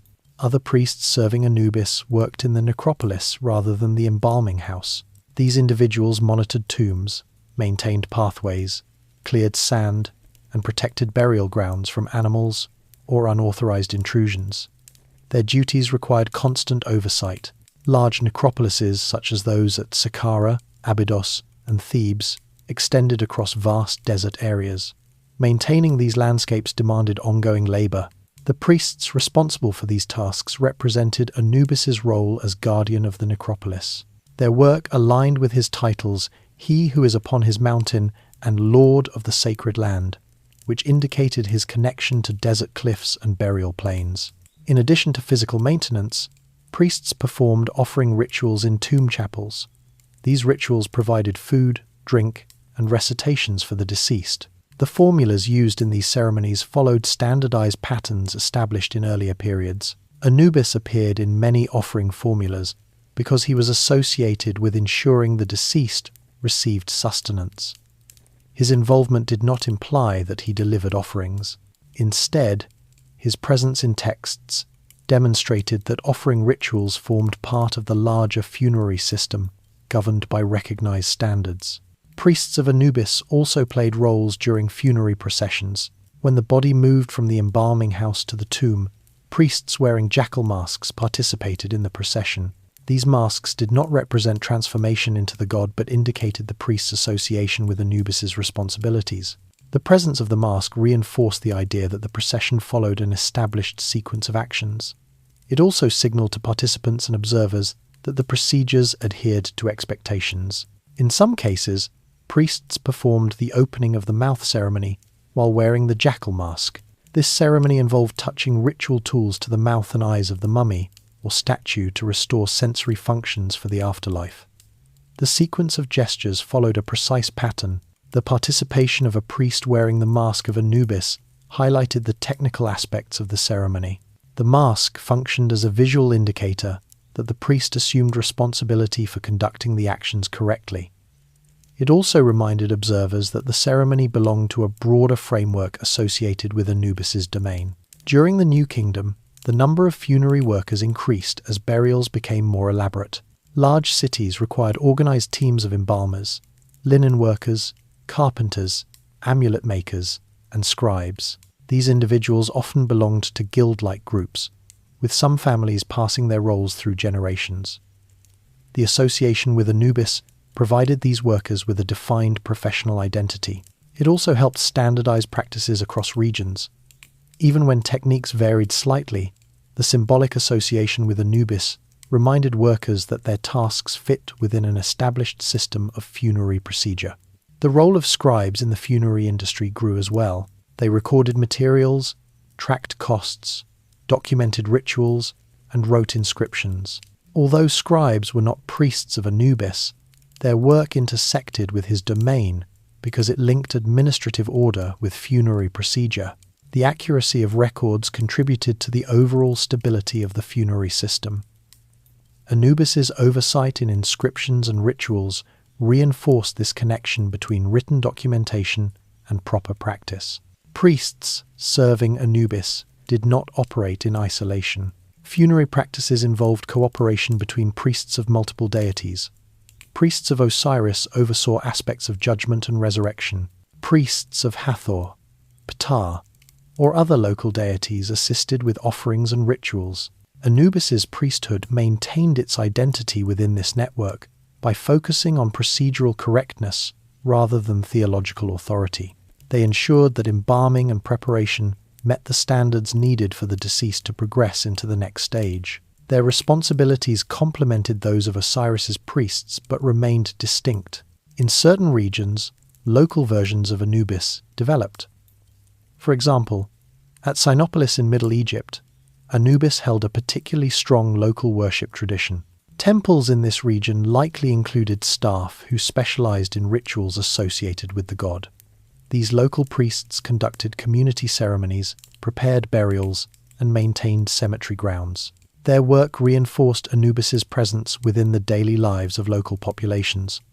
Because funerary needs existed in every community, his priesthood maintained relevance across social classes and geographic regions. The evolution of the priesthood also reflected Egypt's economic structure. Embalming was an expensive process. Families paid for materials, labor, and rituals. Priests and workers managed these resources responsibly because their social reputation depended on maintaining proper standards. Anubis's association with accuracy and procedural oversight served as a symbolic guarantee of quality. Families sought reassurance that their loved ones were handled correctly.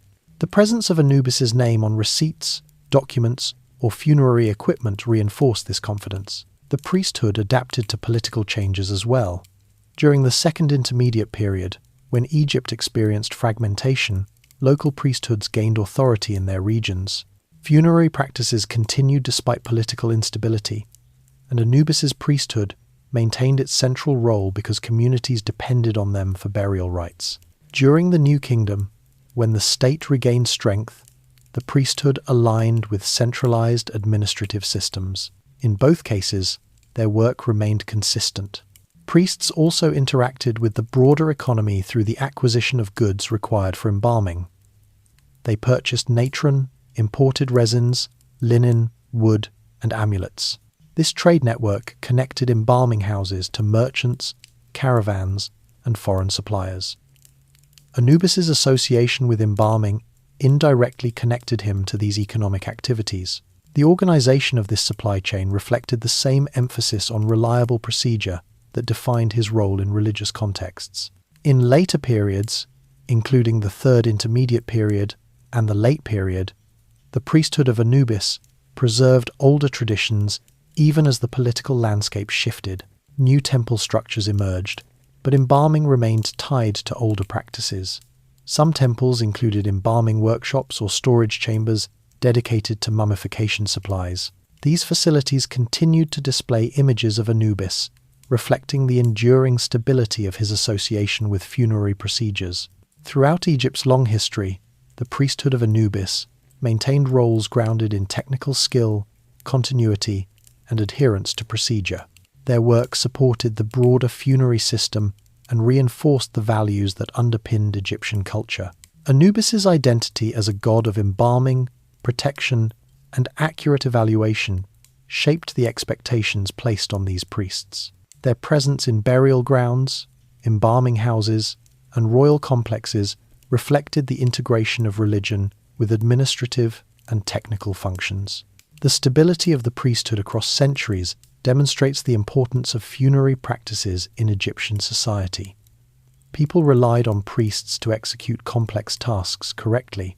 Anubis, as the symbolic overseer of these tasks, remained central to this system. His priesthood represented order, technical knowledge, and continuity qualities, essential for maintaining Egypt's funerary traditions and ensuring the dead transitioned properly into the afterlife.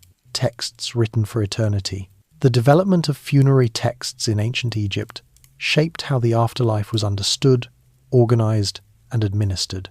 These texts provided instructions, protections, and explanations for the deceased's transition into the next world. They also served as practical tools for embalmers, priests, and families who relied on standardized formulas to ensure correct ritual performance. Anubis's presence within these texts reinforces his identity as the figure responsible for proper procedure. To understand how his role functioned within this written tradition, it is necessary to examine the evolution of funerary literature from the pyramid texts through the coffin texts and into the Book of the Dead. Each phase reflects broader shifts in Egyptian society, religion, and administrative organization. The earliest major corpus of funerary texts appeared during the Old Kingdom. Known today as the pyramid texts, these inscriptions decorated the burial chambers of kings from the 5th and 6th dynasties. The texts included spells intended to protect the king, guide him through the afterlife, and ensure his integration with the gods. Most of these texts focused on royal responsibilities and solar theology. They described the king's ascent into the heavens or his union with the sun god. However, even within these early writings, Anubis appeared as a figure responsible for embalming, guiding, and verifying the king's readiness for the next stage. His presence in these inscriptions reflected the same functions seen in tomb art and ritual practice. The pyramid texts did not present Anubis as a ruler of the dead. That role had not yet become associated with Osiris in its later form. Instead, Anubis acted as a facilitator. He supervised the king's preparation, directed ritual sequences, and ensured the correctness of the funeral process. These references align with his established roles in embalming and procedure. The emphasis on technical accuracy in funerary practice likely contributed to his early inclusion in these inscriptions. The texts themselves served as permanent reminders of the king's preparedness. Including Anubis in the inscriptions reinforced the idea that the king met all necessary requirements. As the Old Kingdom ended and Egypt entered the First Intermediate Period, funerary texts expanded beyond royal tombs. This change marked a significant shift in Egyptian society. Local officials, regional elites, and eventually non-elite families gained access to funerary literature. The coffin texts emerged during the Middle Kingdom as a continuation and adaptation of earlier traditions. These texts appeared on wooden coffins, tomb walls, and funerary equipment. They retained many spells from the pyramid texts, but expanded their content to address the needs of individuals beyond royalty. Anubis's presence in the coffin texts remained consistent with his earlier roles, but the context became broader. Because these texts were used by a wider segment of the population, the procedures and instructions within them reflected more standardized practices. The texts addressed concerns relevant to anyone undergoing burial, protection from dangers in the afterlife, access to offerings, and safe passage through divine realms. Anubis appeared in references to embalming, guiding, and verifying readiness. His involvement highlighted the importance of accurate preparation regardless of the deceased's social status. The coffin texts introduced new spells that provided more detailed guidance for navigating the afterlife. Some addressed the challenges of passing through gates or encountering divine entities. Others explained transformations that allowed the deceased to take different forms. Although many gods appeared in these texts, Anubis maintained a distinct role tied to procedure. He appeared in spells involving the physical preparation of the body, the weighing of the heart, or the transition from the embalming house to the judgment hall. His responsibilities connected textual instruction with ritual performance. The democratization of funerary texts during the Middle Kingdom shaped how Egyptians understood the afterlife. The presence of Anubis in these texts emphasized the importance of correct procedure at every stage. The connection between writing, ritual, and divine oversight became clearer. The Egyptians relied on written formulas to ensure accuracy in funerary practice, and Anubis's association with precision reinforced the value of these texts. Families believed that recitations from the coffin texts aligned their practices with the established order represented by Anubis. As the Middle Kingdom continued, scribes produced more standardized versions of funerary spells.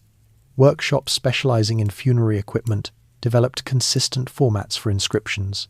Coffins often included combinations of spells arranged in predetermined sequences.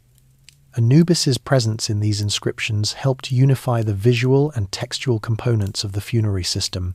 His image or name often appeared near spells related to embalming, verifying readiness, or guiding the deceased. These connections strengthened the association between textual instruction and procedural correctness. By the beginning of the New Kingdom, funerary literature underwent another transformation. The Book of the Dead emerged as a comprehensive collection of spells adapted from earlier sources. Unlike the pyramid or coffin texts, the Book of the Dead was written on papyrus scrolls rather than carved or painted directly onto coffins. This change allowed for greater flexibility. Families could purchase scrolls of varying lengths and complexity depending on their resources. This influenced the distribution of funerary knowledge, making it accessible to a broader audience. The Book of the Dead included illustrations alongside the spells. These illustrations visually reinforced the textual content. Anubis appears frequently in these vignettes, performing tasks that align with his traditional roles. In scenes involving embalming, he stands beside the mummy or applies bandages. In judgment scenes, he adjusts the scale and verifies the balance. These depictions served dual purposes. They provided clear visual explanations of the spell's content, and they linked the procedures described in the text to the established identity of Anubis. The presence of Anubis in the Book of the Dead reflects how deeply integrated he had become in funerary thought. His functions were foundational across all levels of funerary practice. Whether a tomb belonged to a king, an elite official, or a middle-class family, Anubis's responsibilities remained consistent. The texts reinforced this stability by presenting him in predictable roles that aligned with centuries of tradition. The Book of the Dead also included spells designed to protect the deceased from missteps or errors in the afterlife. These spells functioned as guides or corrective measures, ensuring that the deceased could navigate unfamiliar environments. Anubis's role in these spells often involved verifying that procedures had been completed correctly. He appeared not as a deity who intervened unpredictably, but as a figure responsible for confirming that the deceased followed the established path. The consistency of his portrayal across textual traditions reveals the practical nature of Egyptian funerary beliefs. The afterlife was imagined as an environment governed by regulations, thresholds, and sequences. Each stage required specific actions. The texts provided instructions for these actions. Anubis ensured the actions were completed accurately. This relationship between text, ritual, and divine oversight created a cohesive system. The deceased relied on the texts to navigate the afterlife, and Anubis ensured that those texts were applied correctly. Funerary texts also influenced the economic aspects of burial. Families invested in scrolls, coffins, and inscriptions because they believed these tools ensured correct transition into the next world. The presence of Anubis in these texts legitimized this investment. His identity as the overseer of funerary procedure encouraged families to adhere to standardized practices. Texts reduced uncertainty by providing clear guidance. Anubis further reduced uncertainty by symbolizing adherence to those guidelines. The evolution of funerary literature also reflects how Egyptians conceptualized permanence. Writing preserved ritual procedures, tombs preserved bodies, Anubis preserved order. These elements worked together to maintain continuity between the living and the dead. The texts reinforced the idea that preparation for the afterlife required stable methods. Anubis represented the consistency required to apply those methods. As the New Kingdom transitioned into later periods, the Book of the Dead remained influential. Variations appeared, and new compositions developed, but the essential roles of Anubis remained unchanged. Later texts, such as the Book of Gates or the Book of Caverns, introduced new cosmological themes centered on the sun god's journey through the underworld. Even in these contexts, Anubis maintained roles tied to verification and preparation. Through this long history, the connection between Anubis and funerary texts remained stable. His presence linked written instructions to ritual action and reinforced the procedural nature of Egyptian funerary belief. The texts themselves became part of the administrative and religious infrastructure that defined Egyptian culture. Anubis functioned as the divine counterpart to scribes, embalmers, and priests who relied on these texts to execute their responsibilities. The role of Anubis in funerary literature demonstrates the integration of practical procedure, written instruction, and religious belief. His presence in these texts did not reflect mystical transformation, but emphasized accurate execution of established practices. The evolution of funerary literature, from the pyramid texts to the Book of the Dead, shows how Egyptians refined their understanding of the afterlife. Throughout these changes, Anubis remained a consistent element tied to preparation, oversight, and the preservation of order. Osiris ascends. When the Middle Kingdom matured and entered its later phases, a significant shift occurred in Egyptian religious thought. Osiris rose to become the central figure of the afterlife. This development did not replace earlier funerary traditions outright, but it reorganized the hierarchy of deities connected to death, judgment, and resurrection. Anubis, who had long occupied the primary position in funerary oversight, adapted to this new landscape. His functional roles, embalming, guiding, verifying, remained intact, but the theological framework around him expanded. The rise of Osiris reshaped the structure of the afterlife and redefined the relationships among the gods who governed it. Understanding this transition requires examining the emergence of Osiris's myth, the development of his cult, and the administrative and ritual adjustments that occurred as Anubis's responsibilities were integrated into a broader Osirian system. Osiris's rise did not occur suddenly. Elements of his mythology existed in earlier periods, but they expanded and took on new significance during the Middle Kingdom. One of the most important developments was the widespread acceptance of the Osiris myth as a narrative that explained death and resurrection. This narrative described Osiris as a once-living king who was killed, dismembered, and restored through the efforts of Isis and her allies. His restoration made him the ruler of the dead. The myth provided a conceptual framework that aligned with Egyptian beliefs about continuity after death. Unlike earlier views that focused primarily on preservation and ritual procedure, the Osiris myth introduced themes of transformation and renewal. The expansion of Osiris's cult influenced how Egyptians viewed the afterlife. If Osiris achieved resurrection, then the deceased could also achieve a similar state by aligning themselves with him. This shifted funerary ideology from a primarily procedural system to one that incorporated mythological precedent. The deceased became Osiris, name, adopting the god's identity as a model for their own transition. This identification did not diminish the importance of embalming or ritual preparation, but it reframed these practices within a narrative of renewal. Within this evolving system, Anubis's role remained essential. His responsibilities aligned with the procedural requirements that prepared the deceased for alignment with Osiris. The embalming process, which he oversaw, became connected to the myth in which Anubis helped Isis wrap and preserve Osiris's body. This association strengthened the legitimacy of embalming practices and tied them to a widely recognized religious story. Although the mythic elements added narrative depth, the practical functions remained grounded in established procedure. Priests continued to perform embalming according to technical standards, but now these actions carried symbolic resonance because they mirrored the mythic treatment of Osiris.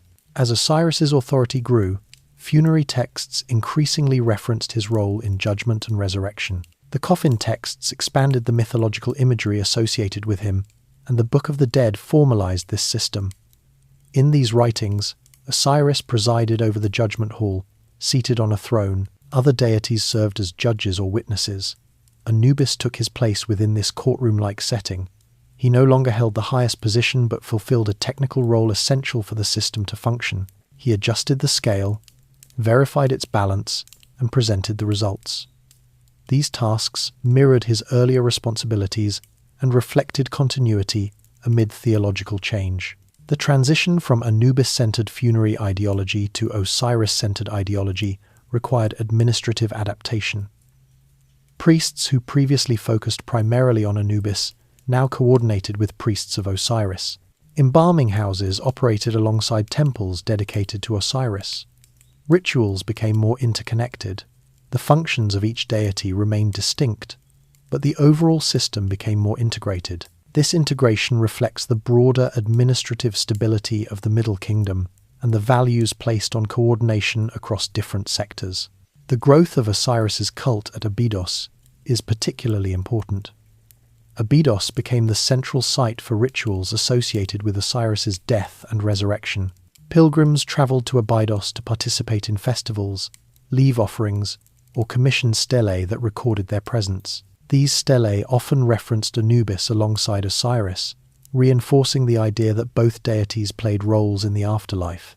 In this context, Anubis's responsibilities became more focused on preparation and verification, while Osiris presided over the final judgment and the promise of renewal. The annual Osiris festival at Abydos included processions, reenactments of the myth, and public rituals. Priests of Anubis likely participated in these events by preparing ritual objects, managing funerary equipment, or assisting with symbolic rites.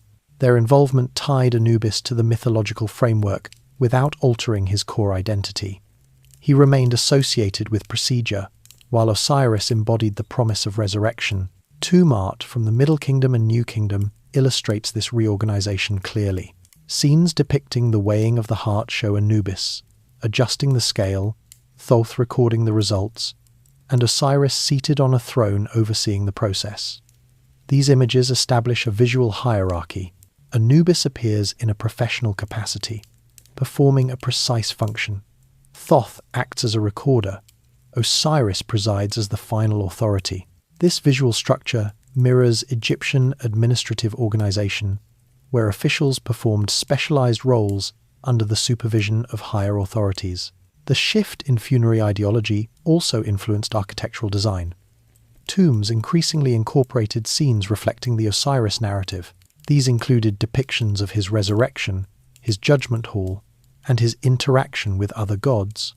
Anubis appeared in areas connected to embalming or transitional stages. His placement in tomb art remained consistent with his procedural role. While Osiris appeared in central or elevated positions, Anubis appeared near scenes of preparation, guidance, or evaluation. The rise of Osiris also influenced how Egyptians conceptualized resurrection. Earlier beliefs emphasized preserving the body so that the deceased could continue their existence in a familiar form. The Osiris myth added a new dimension. The deceased could undergo transformation. Coffin texts and the Book of the Dead include spells that allow the deceased to take different forms: birds, lotus flowers, animals, or divine beings. These transformations expanded the possibilities of the afterlife.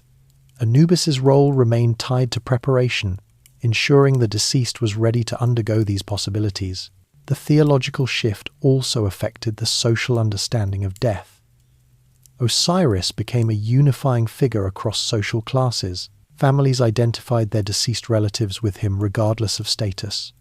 This democratization of divine identity influenced funerary practices across the population. Although embalming quality varied, the desire to align with Osiris shaped burial expectations. Anubis's association with correct procedure became even more important because proper preparation was necessary for the deceased to join Osiris. As Osiris's prominence increased, regional centers devoted to Anubis continued to function. Temples at Sinopolis and other areas maintained strong local worship traditions. These centers did not diminish in importance. They adapted by integrating Osirian elements into their rituals.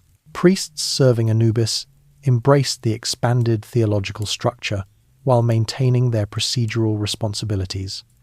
This adaptability contributed to the stability of Anubis's cult. In administrative records, references to Anubis remained consistent.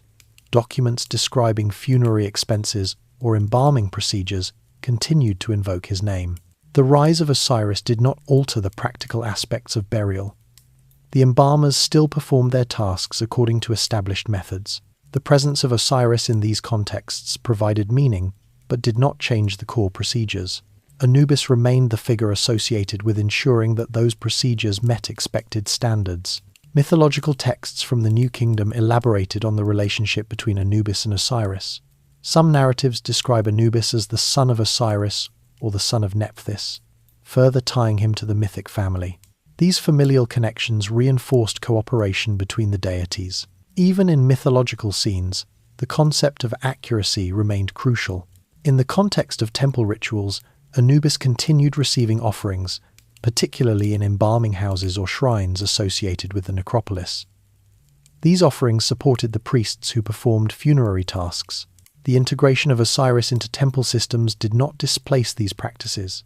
Instead, the two cults operated side by side, each fulfilling separate functions. The relationship between the two gods also reflected broader philosophical developments. Egyptians increasingly viewed the afterlife as a place where individuals engaged in activities similar to those in life: farming, serving, offering, and interacting with gods. Osiris represented the governance of this realm. Anubis represented the procedures that allowed entry.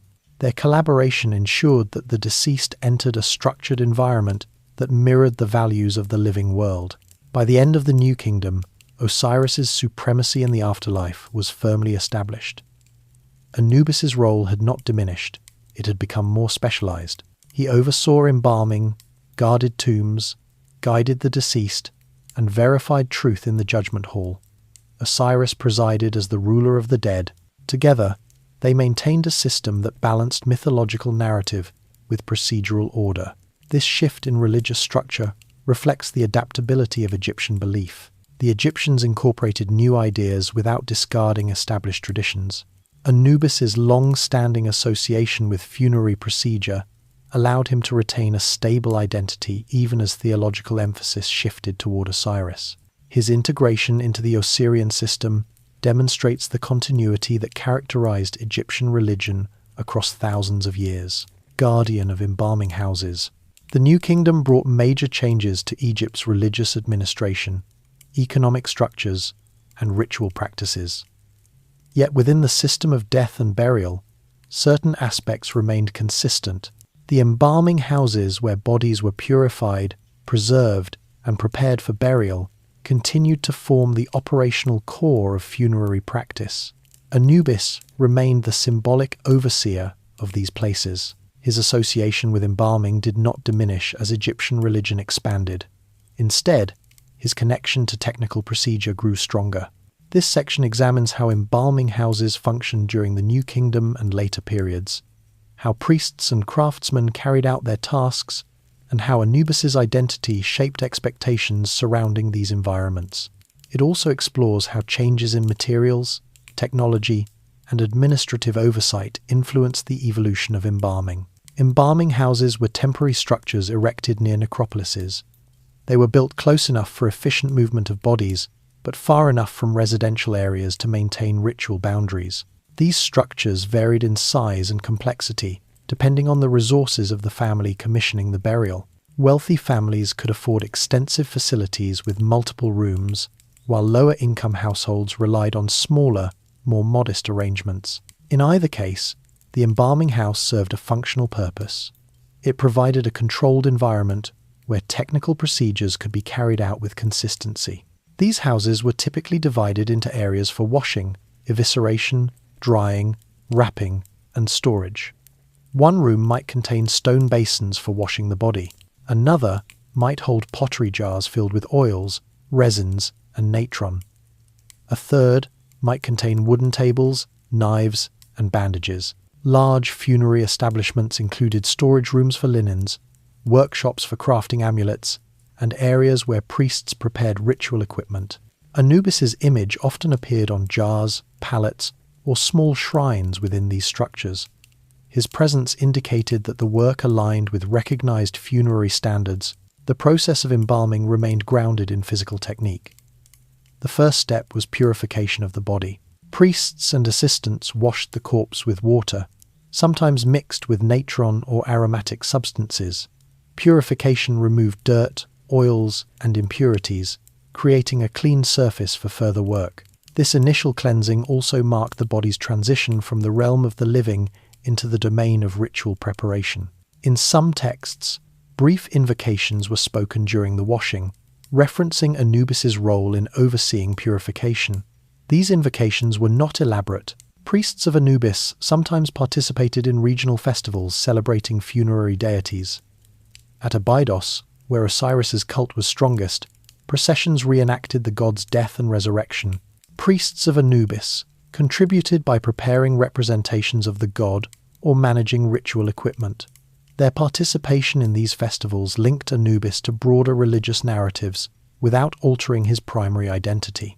He remained a figure of procedure even within mythological reenactments. These jars were labeled and organized, ensuring the organs could be recognized in the afterlife. The heart remained inside the body.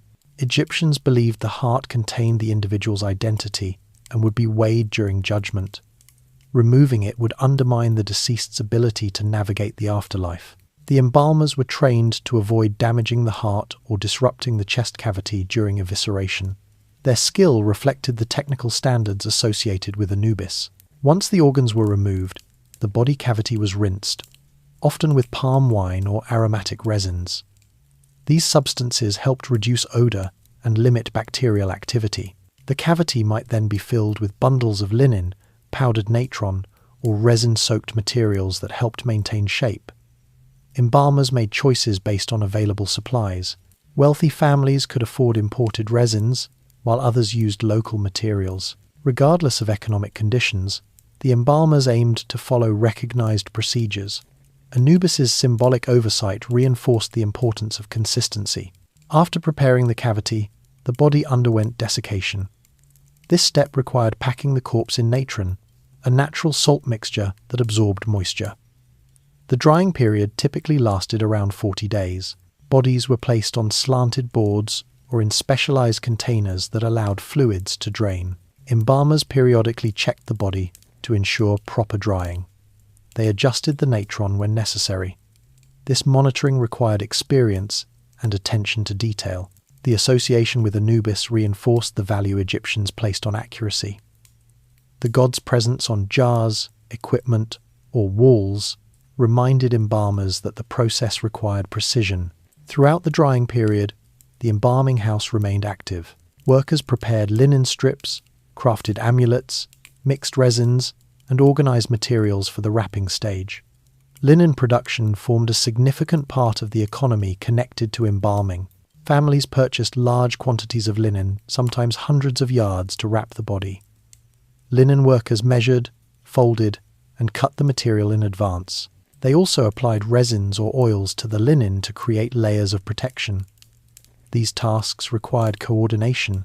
The orderly environment of the embalming house reflected Anubis's identity as an overseer of systematic procedures. Once the body was fully dried, the wrapping stage began.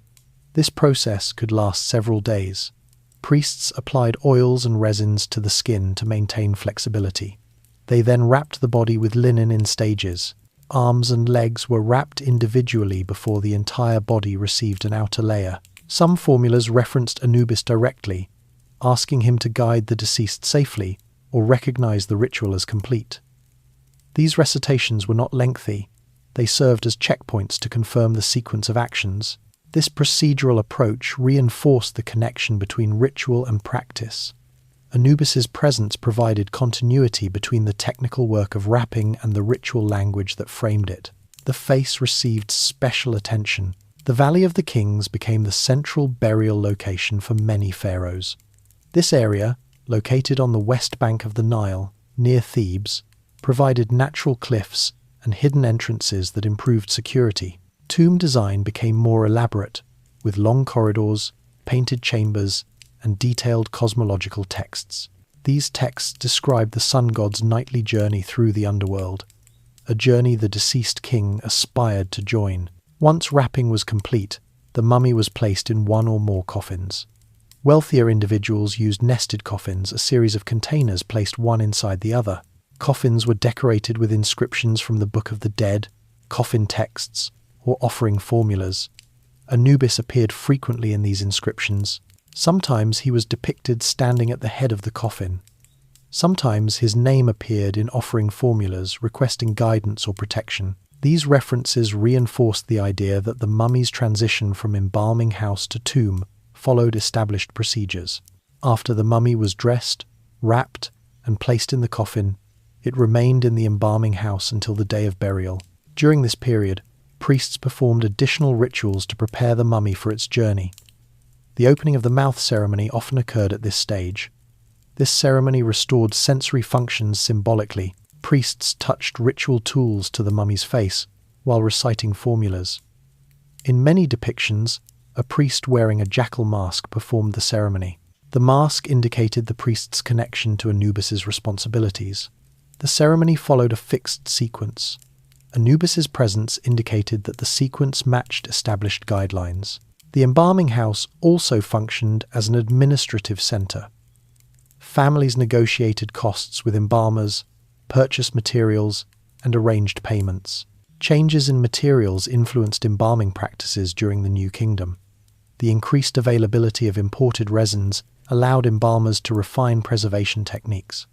Resin mixtures varied by region and workshop. Some formulas created hard, shell-like coatings around the mummy. Others maintained flexibility. Priests associated these improvements with divine guidance, though they remained grounded in experimentation and practice. The integration of work areas and ritual spaces reflected the dual nature of embalming. It combined technical practice with religious oversight. Anubis symbolized this combination. During the later New Kingdom, political instability altered the management of royal burials. Tomb robberies increased, forcing officials to relocate some royal mummies to more secure caches. Embalming houses played a role in these operations. Priests reopened coffins, inspected wrappings, and rewrapped mummies when necessary. They documented these procedures in detailed records. Anubis's association with correct handling extended to these extraordinary circumstances. His presence in inscriptions from this period reinforced the importance of maintaining ritual integrity even when external conditions were unstable. In the Third Intermediate Period, embalming houses adapted to economic and political changes. The integration of work areas and ritual spaces reflected the dual nature of embalming. It combined technical practice with religious oversight. Anubis symbolized this combination. During the later New Kingdom, political instability altered the management of royal burials. Tomb robberies increased, forcing officials to relocate some royal mummies to more secure caches. Embalming houses played a role in these operations. Anubis's association with embalming reinforced the expectation that innovations had to align with standardized practice. The administrative structures that supported war required accurate documentation. Military scribes recorded supplies, troop numbers, equipment, and rations. The same scribal skills applied to funerary administration. Embalming houses kept records of materials, payments, and ritual sequences. Greek and Persian influences during this era introduced new materials and artistic styles. However, the core procedures of embalming remained consistent. Greek writers such as Herodotus described mummification in detail, noting multiple levels of service. He also identified Anubis with the jackal-headed figure associated with embalming, although he interpreted him through a Greek framework. Despite foreign interpretations, Egyptian embalmers maintained their traditional understanding of Anubis's role. Throughout Egypt's long history, the embalming house remained the setting where Anubis's identity functioned most clearly. His symbolic authority reinforced the importance of accuracy, cleanliness, and technical skill. He oversaw procedures that connected the physical world to the religious concepts that framed the afterlife. Anubis remained the figure Egyptians relied on to ensure that each step aligned with the principles that guided their understanding of death and the afterlife. War, empire, and the Black Land. The New Kingdom transformed Egypt from a territorial state into a military empire. This shift changed patterns of administration, resource flow, religious support, and burial expectations across the country. As the Egyptian state expanded through campaigns in Nubia, the Levant, and parts of Syria, the structures that supported funerary practice also grew more complex. The relationship between war, state power, and religious authority affected every aspect of society, including the systems associated with Anubis. Although military expansion did not alter his core identity, it reshaped how his functions were integrated into a society experiencing constant mobilization, increased wealth, and greater administrative demands. This section examines how warfare and empire influenced Egypt's funerary system, how military logistics intersected with religious administration, and how Anubis's role remained stable across these developments. Anubis remained the figure Egyptians relied on to ensure that each step aligned with the principles that guided their understanding of death and the afterlife.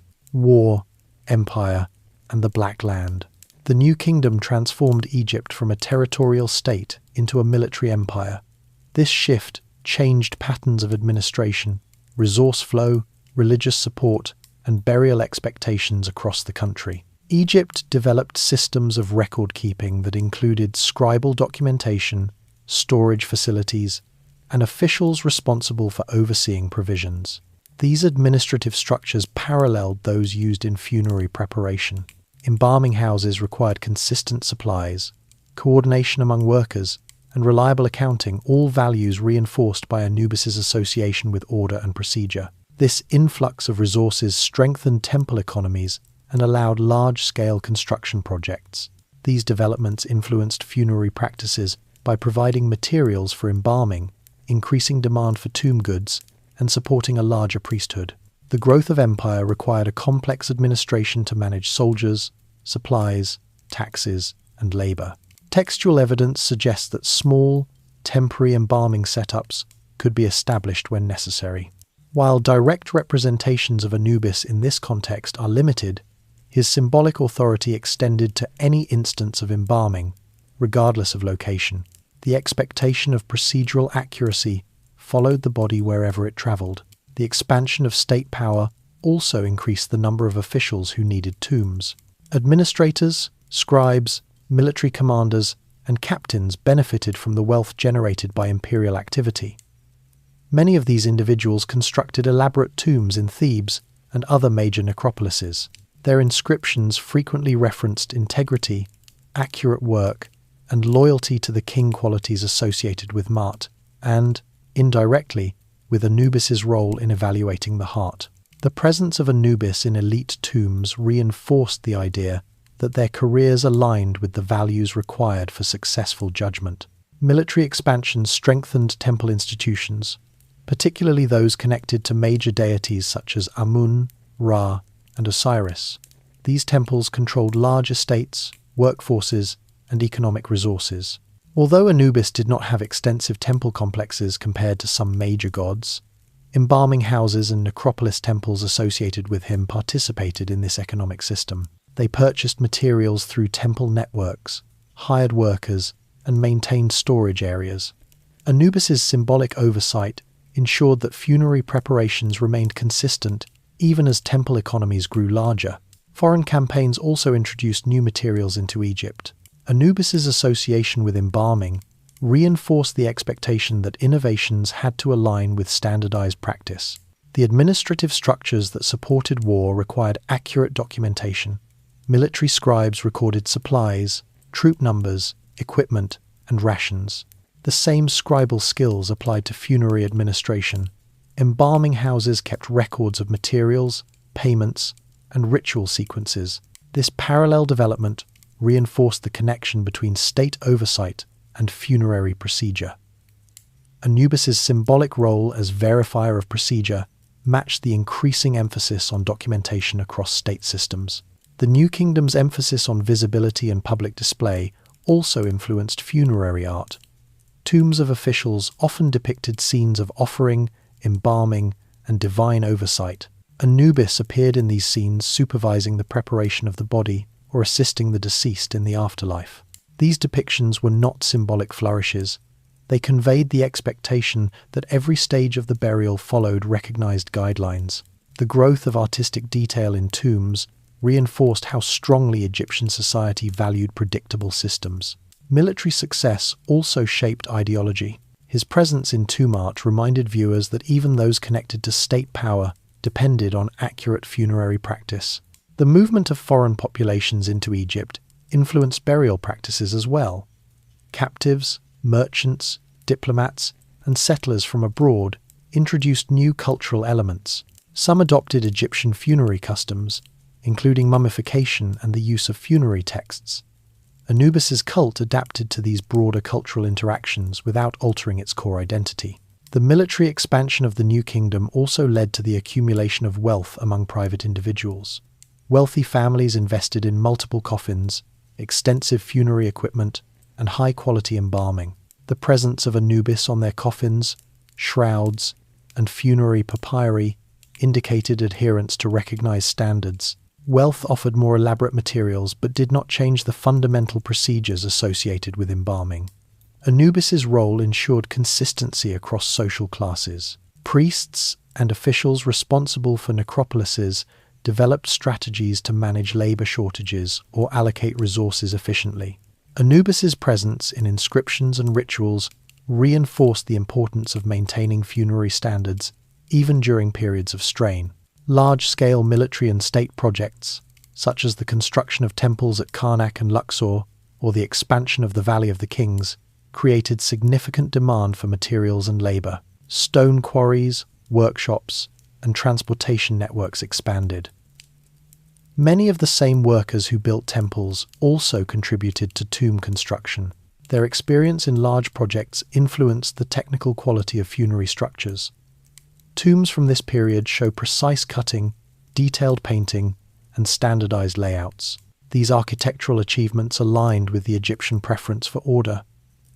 Anubis's imagery appeared in tombs as part of this broader emphasis on stability. The military expansion of the New Kingdom also led to the accumulation of wealth among private individuals. Wealthy families invested in multiple coffins, extensive funerary equipment, and high-quality embalming. The presence of Anubis on their coffins, shrouds, and funerary papyri indicated adherence to recognized standards. Wealth offered more elaborate materials but did not change the fundamental procedures associated with embalming. Anubis's role ensured consistency across social classes. Priests and officials responsible for necropolises developed strategies to manage labor shortages or allocate resources efficiently. Anubis's presence in inscriptions and rituals reinforced the importance of maintaining funerary standards even during periods of strain. Large-scale military and state projects, such as the construction of temples at Karnak and Luxor or the expansion of the Valley of the Kings, created significant demand for materials and labor. After Akhenaten's reign ended, the restoration of traditional religion reaffirmed the role of Anubis in funerary systems.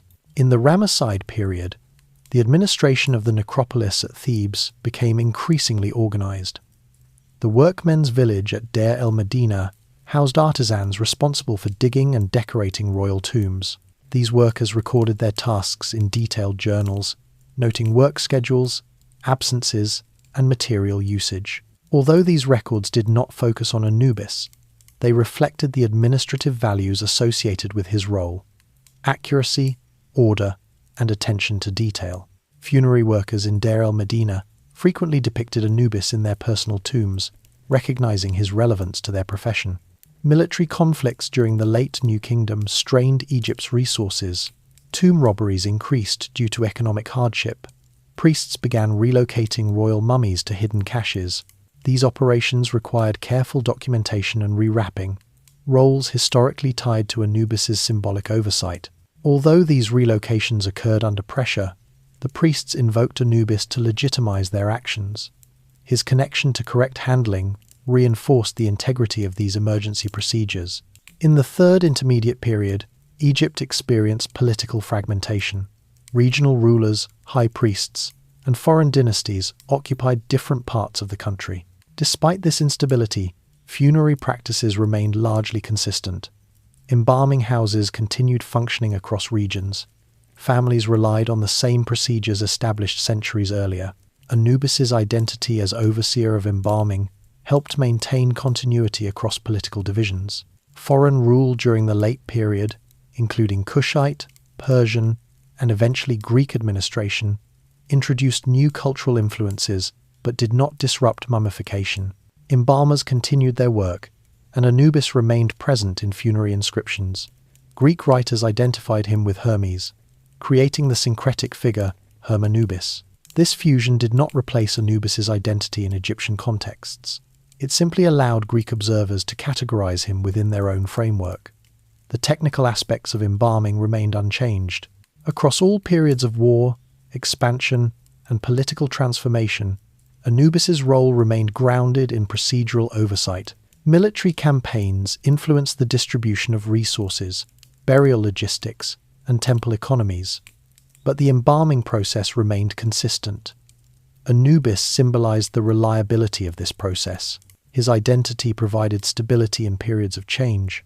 Whether Egypt was unified or fragmented, wealthy or strained, expanding or contracting, Anubis maintained his connection to the orderly transition from life to death. Temples in shadow and sun. Temples dedicated to Anubis never reached the scale or political prominence of those built for Amun, Ra, Ptah, or Osiris, yet they formed an essential part of Egypt's religious and administrative landscape.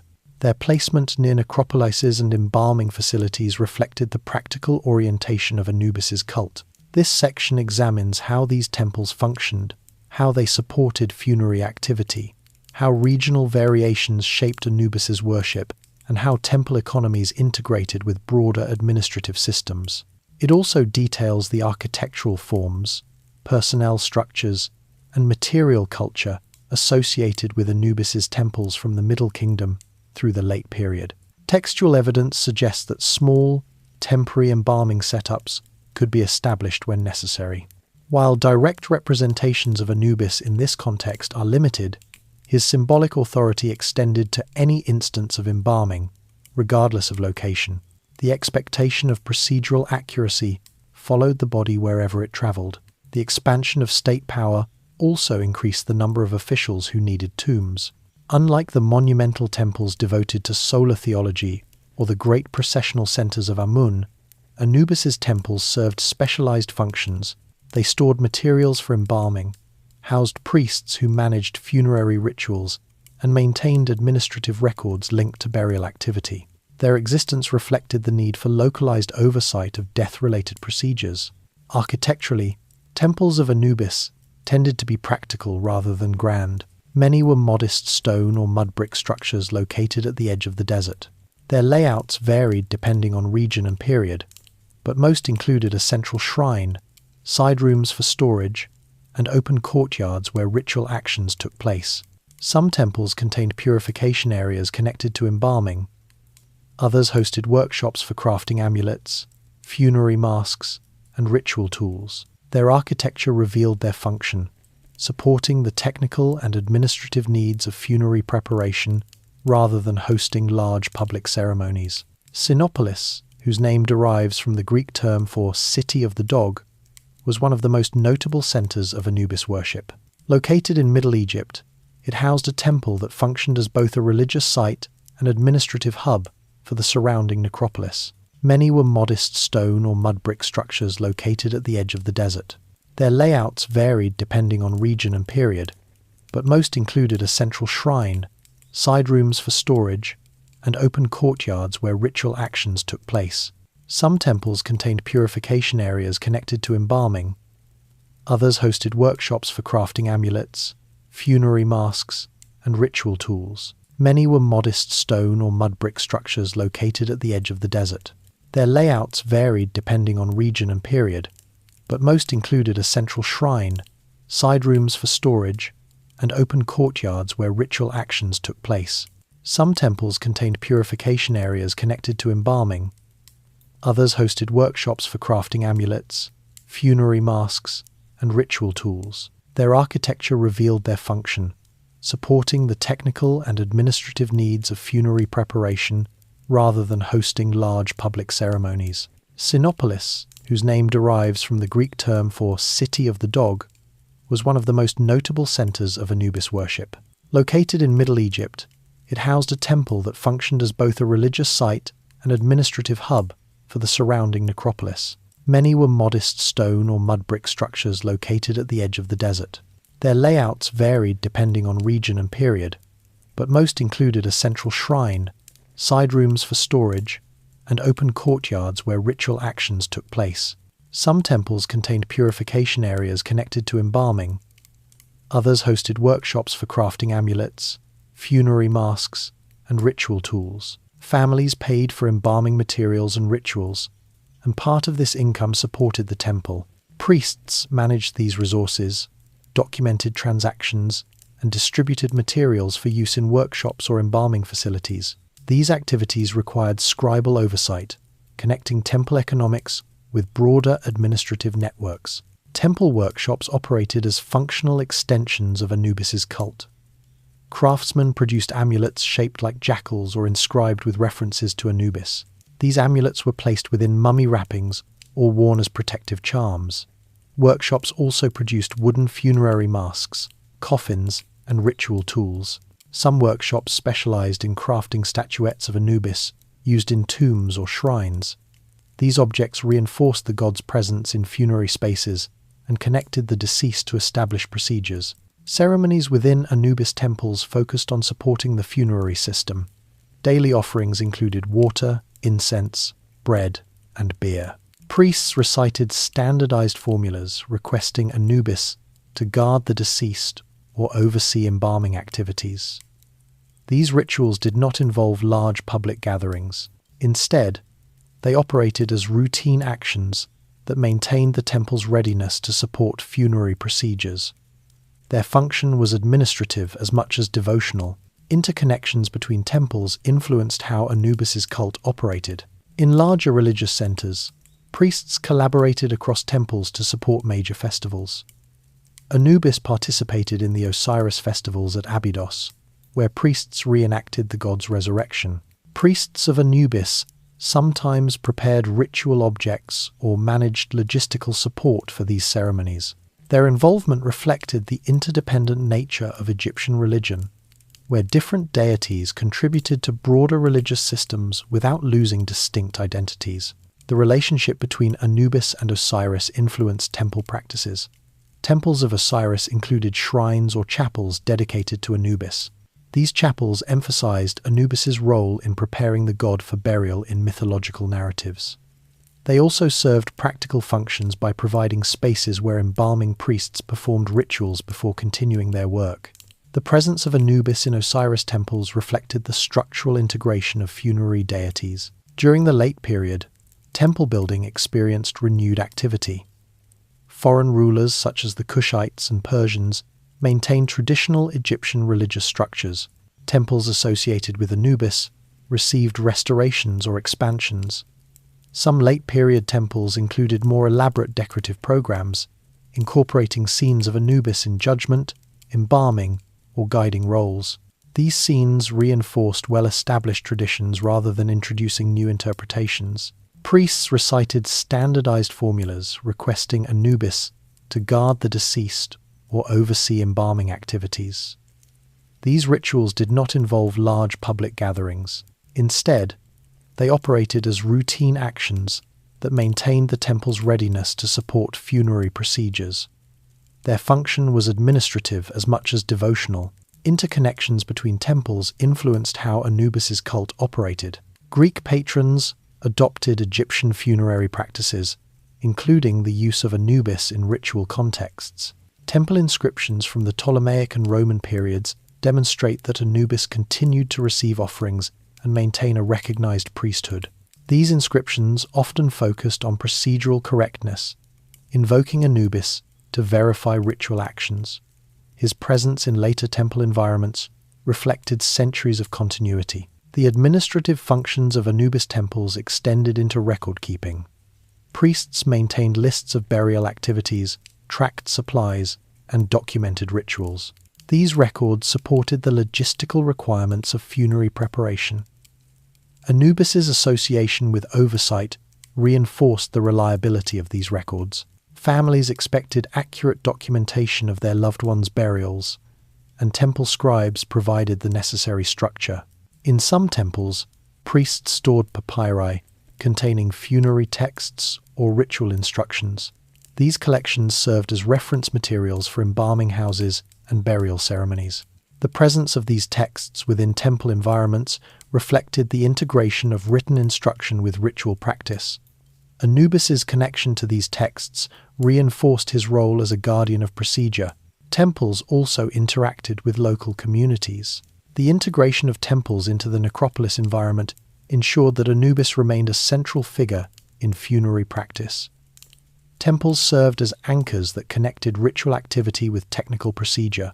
They housed the personnel, resources, and knowledge required to maintain the funerary system. Anubis's presence in these temples provided assurance that ceremonies and embalming activities aligned with Egypt's long-standing values, centered on order and continuity. The temples associated with Anubis did not dominate Egypt's religious landscape in the way of larger theological centers, yet their importance lay in their specialized function. They supported the procedures that guided individuals through the transition from life to death. Their placement near necropolises reflected their purpose, and their internal organization mirrored the values that defined Egyptian funerary belief. Incense from Punt, cedar from Lebanon, and aromatic resins from Syria became available in larger quantities. These materials enhanced embalming mixtures and improved preservation. Embalmers experimented with combinations of resins, oils, and aromatic substances. Some mixtures produced hard, varnish-like coatings, others created flexible wrappings. The use of foreign materials reflects the adaptability of embalming techniques and the incorporation of new resources into established procedures. Anubis in private faith and daily life. The presence of Anubis in Egypt was not limited to embalming houses, necropolises, or formal temple environments. His influence extended deeply into the daily lives, personal beliefs, and household practices of ordinary Egyptians across more than 2 millennia. Unlike monumental temples or royal tombs, private faith reveals the most widespread and enduring aspects of his identity, demonstrating how fundamentally Anubis shaped Egyptian life outside of formal ritual environments. Private religion in Egypt was practical rather than speculative. People did not participate in elaborate philosophical debates about the nature of the divine. Instead, they engaged with the gods through rituals, offerings, amulets, and household practices. They focused on immediate concerns: protection, health, fortune, childbirth, and safe passage for deceased relatives.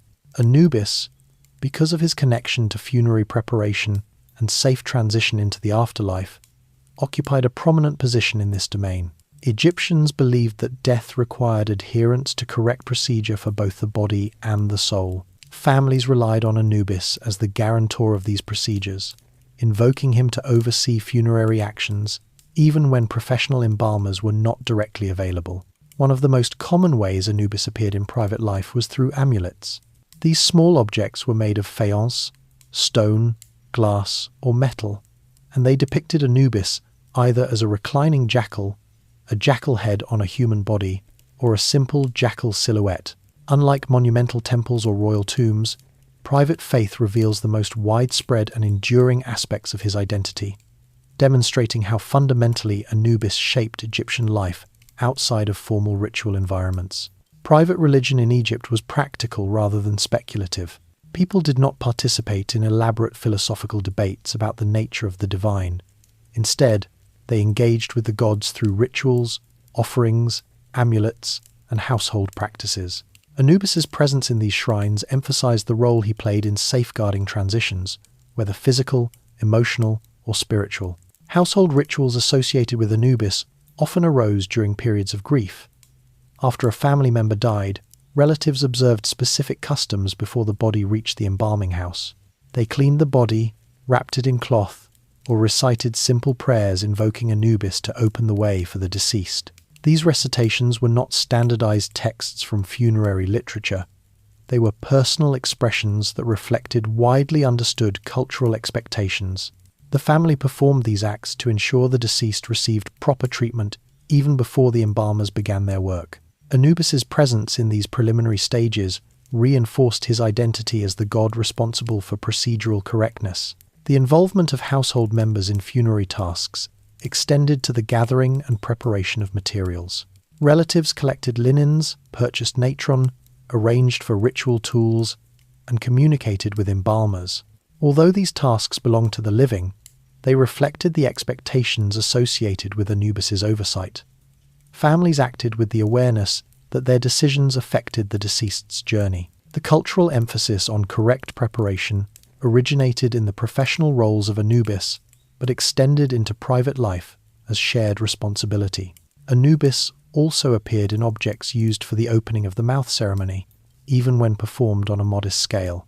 Some households acquired simple implements, such as wooden adzes or stone blades, to symbolically replicate parts of the ritual. These items were not always used directly on the mummy.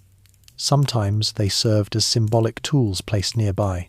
Their presence reflected the belief that the ceremony required certain actions aligned with long-standing procedures connected to Anubis's domain. Whether or not priests wearing jackal masks performed the ceremony, families understood that the ritual's legitimacy derived from Anubis's identity. Anubis's presence in these shrines emphasized the role he played in safeguarding transitions, whether physical, emotional, or spiritual. Household rituals associated with Anubis often arose during periods of grief. After a family member died, relatives observed specific customs before the body reached the embalming house. They cleaned the body, wrapped it in cloth, or recited simple prayers invoking Anubis to open the way for the deceased. Anubis's presence in these shrines emphasized the role he played in safeguarding transitions, whether physical, emotional, or spiritual. Household rituals associated with Anubis often arose during periods of grief. After a family member died, relatives observed specific customs before the body reached the embalming house. They cleaned the body, wrapped it in cloth, or recited simple prayers invoking Anubis to open the way for the deceased. These letters demonstrate the continuation of familial relationships across life and death, and reveal how Anubis's procedural role extended into personal communication. Private tomb chapels reflected another dimension of personal faith. Many individuals constructed tombs intended to serve as places where the living could visit and maintain connections with the deceased. These chapels contained offering tables and inscriptions describing the deceased's virtues. These stelae might depict him seated on a shrine, overseeing offerings, or standing with one hand raised in a gesture of protection. Unlike royal or temple art, these stelae emphasized clarity and simplicity. Their purpose was not to show divine grandeur, but to demonstrate adherence to funerary expectations. Anubis's image indicated that the deceased followed recognized procedures, reinforcing the integrity of the burial. In daily life, Anubis's presence extended beyond funerary concerns. Some professions identified closely with him. Embalmers, funeral workers, necropolis guardians, linen manufacturers, and certain scribes considered him their patron. They displayed his image prominently in workshops or used it in personal seals and administrative marks. These uses did not reflect personal devotion but rather professional identity. Workers aligned their skills with the god whose authority governed their field. Families relied on Anubis as the guarantor of these procedures, invoking him to oversee funerary actions, even when professional embalmers were not directly available. One of the most common ways Anubis appeared in private life was through amulets. These small objects were made of faience, stone, glass, or metal, and they depicted Anubis either as a reclining jackal, a jackal head on a human body, or a simple jackal silhouette. Although these activities rarely appear in monumental inscriptions, they shaped community life. Even in the marketplace, Anubis appeared indirectly. Craftsmen sold funerary goods, shrouds, amulets, figurines bearing his likeness. Buyers recognized his association with legitimate funerary preparation. These goods reinforced cultural expectations across the social spectrum. People who could not afford elaborate burials still purchased small items invoking Anubis because they wanted to adhere to proper procedures. Anubis's presence in personal faith extended even to magical practices. Egyptians used protective spells in situations involving danger, illness, or uncertainty. Some of these spells reference deities associated with protection or order.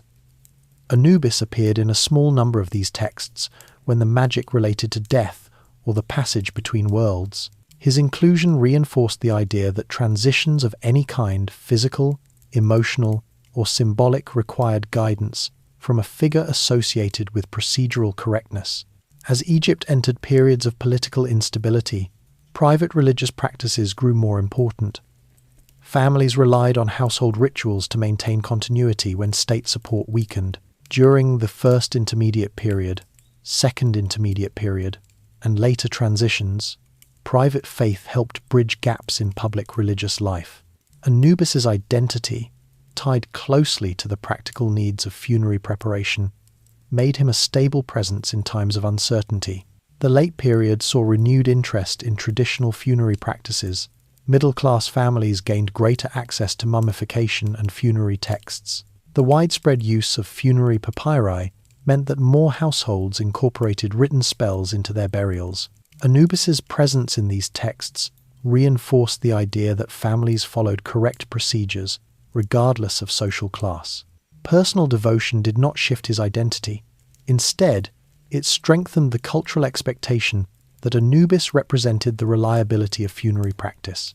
During the Ptolemaic and Roman periods, the incorporation of Greek and Roman cultural elements into Egyptian society influenced private faith. Some Greeks living in Egypt adopted Egyptian funerary customs, including the use of Anubis on coffins or amulets. They sometimes combined Greek symbols with Egyptian motifs, creating hybrid imagery. The figure Hermanubis, a combination of Hermes and Anubis, appeared in magical papyri and household objects. Although this syncretism reflected cultural blending, the Egyptian understanding of Anubis remained consistent. He continued to symbolize correct procedure, guardianship of the dead, and safe transition. Roman-era funerary portraits occasionally included symbols associated with Anubis. Although these portraits reflected Greco-Roman artistic styles, the inclusion of Egyptian motifs demonstrated the endurance of Egyptian funerary identity. His presence offered reassurance that, even in times of uncertainty, the correct path remained available. Anubis's role in private religion demonstrates the depth of his integration into Egyptian life.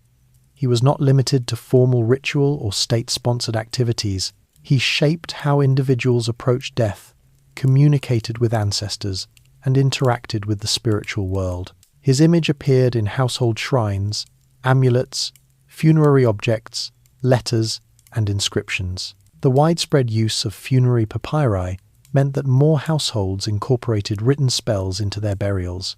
Anubis's presence in these texts reinforced the idea that families followed correct procedures, regardless of social class. Personal devotion did not shift his identity. Instead, it strengthened the cultural expectation that Anubis represented the reliability of funerary practice. In the household, market, workshop, and tomb, Anubis remained the figure who ensured that everything proceeded as it should, the dog god in art and iconography. Across the long span of Egyptian history, Anubis developed one of the most consistent and recognizable iconographies of any deity in the pantheon. His depiction evolved gradually, yet the fundamental elements, his canine head, his association with funerary procedure, and his presence in scenes of embalming and judgment, remained stable for over 3,000 years. This section examines how Anubis appeared in Egyptian art, how his imagery reflected cultural expectations, how regional and chronological variations developed, and how artists incorporated him into tomb decoration, temple reliefs, funerary equipment, and small objects used in daily life. Anubis's iconography reveals the practical nature of his identity. He symbolized guardianship, correctness, and reliability, and his artistic portrayals emphasize these qualities through clear and standardized visual language. The earliest representations of Anubis appear in predynastic and early dynastic contexts, though these early images are not labeled. They depict canines, often jackals or desert dogs, associated with burial grounds. Egyptians observed that wild canids frequented cemeteries, moving across desert cliffs and necropolis edges. Over time, these animals became connected symbolically to the protection and monitoring of burial places. When Anubis emerged as a distinct deity, artists adopted the form of a jackal or jackal-like canine as his primary representation. This form emphasized his connection to the desert margins and the necropolis landscape. During the Old Kingdom, artists standardized Anubis's appearance. In tomb reliefs, he appeared as a reclining jackal atop a shrine, or as a human figure with a jackal head. His human-bodied form allowed artists to depict him, participating in ritual actions such as adjusting wrappings or presenting offerings. His fully animal form emphasized his role as guardian of tomb entrances. Both forms carried the same symbolic meaning: oversight, vigilance, and adherence to funerary procedure. This section examines how these temples functioned, how they supported funerary activity, how regional variations shaped Anubis's worship, and how temple economies integrated with broader administrative systems. It also details the architectural forms, personnel structures, and material culture associated with Anubis's temples from the Middle Kingdom through the Late Period. These choices aligned with cultural expectations that embalming required precision and consistency. The reclining jackal form often appeared on coffins, canopic chests, and funerary stelae. In this pose, Anubis rested on a chest or pedestal, facing outward. His ears stood erect, and his body extended gracefully across the surface. This posture conveyed vigilance. The figure did not appear aggressive or threatening. Instead, he represented a watchful guardian who monitored the space surrounding the deceased. Egyptians placed this image on coffins to symbolize ongoing protection. The combination of human and animal elements reflected Egyptian artistic conventions rather than symbolic hybridization. Egyptians used animal heads to represent divine characteristics. The jackal head emphasized Anubis's association with desert margins, nighttime movement, and necropolis oversight. The human body allowed him to interact physically with funerary procedures. This iconographic combination communicated his identity clearly without requiring textual explanation. In Middle Kingdom art, Anubis's depiction grew more detailed. Artists refined the features of the jackal head, adding carefully shaped snouts, alert ears, and smooth contours. The craftsmanship reflected the broader artistic trends of the era, which emphasized realism within conventional forms. Anubis's presence in coffin decoration expanded during this period, as funerary practices became more accessible to a wider population. Wooden coffins often included painted scenes of Anubis standing behind the deceased, verifying their transition into the afterlife. These choices aligned with cultural expectations that embalming required precision and consistency. The reclining jackal form often appeared on coffins, canopic chests, and funerary stelae. In this pose, Anubis rested on a chest or pedestal, facing outward. His ears stood erect, and his body extended gracefully across the surface. This posture conveyed vigilance. With the rise of Osiris as ruler of the dead, New Kingdom artists began depicting Anubis within judgment scenes. These scenes typically included a balance scale, the heart of the deceased, the feather of Maat, and a group of deities. Anubis appeared, adjusting the scale or guiding the deceased. His position emphasized his technical role. Artists portrayed him with a composed expression and stable posture, reinforcing his identity as the figure responsible for verifying accuracy. The consistency of this depiction across hundreds of tombs reflects the stability of his iconography. In addition to judgment scenes, New Kingdom tombs frequently included embalming scenes featuring Anubis. These scenes showed priests wearing jackal masks performing rituals on the mummy. Anubis himself appeared as a divine counterpart standing behind the priest. This dual representation connected the human action to its divine archetype. Artists used these scenes to visually link everyday ritual procedure to divine authority. The New Kingdom also produced a wealth of small statuary representing Anubis. These figures ranged from simple faience sculptures to elaborate wooden or stone pieces placed in tombs or temples. Reclining jackal statues often guarded doorways or thresholds in tombs. Their placement reinforced the symbolic boundary between the living and the dead. Artists carved these statues with smooth lines and symmetrical proportions, reflecting Egyptian preferences for order and clarity. As funerary papyri became common, Anubis appeared frequently in illustrated vignettes. Artists painted him in judgment scenes, escorting the deceased, or performing ritual actions. These illustrations followed standardized conventions.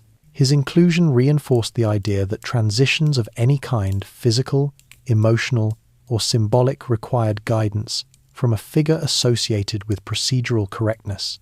As Egypt entered periods of political instability, private religious practices grew more important. Families relied on household rituals to maintain continuity when state support weakened. Artists carved these statues with smooth lines and symmetrical proportions, reflecting Egyptian preferences for order and clarity. As funerary papyri became common, Anubis appeared frequently in illustrated vignettes. Artists painted him in judgment scenes, escorting the deceased, or performing ritual actions. These illustrations followed standardized conventions. Artists carved these statues with smooth lines and symmetrical proportions, reflecting Egyptian preferences for order and clarity. As funerary papyri became common, Anubis appeared frequently in illustrated vignettes. Artists painted him in judgment scenes, escorting the deceased, or performing ritual actions. These illustrations followed standardized conventions. His depiction evolved gradually, yet the fundamental elements, his canine head, his association with funerary procedure, and his presence in scenes of embalming and judgment, remained stable for over 3,000 years. The amulets served as protective symbols and were placed within mummy wrappings or worn by the living. Their consistent appearance demonstrates that even when artistic styles evolved, the essential iconography remained recognizable. In addition to amulets, artists carved Anubis into cosmetic containers, jewelry, and small boxes. These objects were not used in funerary contexts, but in daily life. Their inclusion of Anubis's image reflected the broader cultural value placed on protection and order. People used these objects because they trusted Anubis's association with safety and proper procedure. Iconography also influenced temple decoration. In temples associated with Anubis, reliefs depicted him receiving offerings, overseeing purification scenes, or accompanying other deities. These images reinforced his connection to ritual performance. Their placement marked boundaries, reinforcing the idea that certain areas required purification and adherence to ritual standards.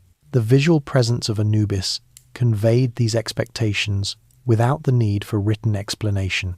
Across Egypt's long history, Anubis's iconography remained stable because his role remained stable. Unlike deities whose responsibilities expanded or shifted dramatically, Anubis retained a clear identity tied to funerary procedure. Their placement marked boundaries, reinforcing the idea that certain areas required purification and adherence to ritual standards. The visual presence of Anubis conveyed these expectations without the need for written explanation. Across Egypt's long history, Anubis's iconography remained stable because his role remained stable. Unlike deities whose responsibilities expanded or shifted dramatically, Anubis retained a clear identity tied to funerary procedure. Artists did not reinterpret him in response to political changes or shifting theological currents. Instead, they preserved his established visual language across eras, dynasties, and cultural interactions. This consistency reflects a broader cultural truth. Egyptians valued order, continuity, and adherence to tradition. Anubis symbolized these values in the funerary sphere. His steady iconography reassured families that the procedures governing death remained unchanged. Whether depicted in grand tomb murals, modest coffin paintings, small amulets, or temple reliefs, Anubis appeared as the same calm, precise, watchful figure. Through his iconography, Anubis communicated assurance. He represented a system that functioned predictably across centuries. Artists reinforced this identity by depicting him in composed poses, with clear lines and balanced proportions. Artists carved these statues with smooth lines and symmetrical proportions, reflecting Egyptian preferences for order and clarity. As funerary papyri became common, Anubis appeared frequently in illustrated vignettes. Artists painted him in judgment scenes, escorting the deceased, or performing ritual actions. These illustrations followed standardized conventions. Artists did not reinterpret him in response to political changes or shifting theological currents. Instead, they preserved his established visual language across eras, dynasties, and cultural interactions. This consistency reflects a broader cultural truth. Egyptians valued order, continuity, and adherence to tradition. Anubis symbolized these values in the funerary sphere.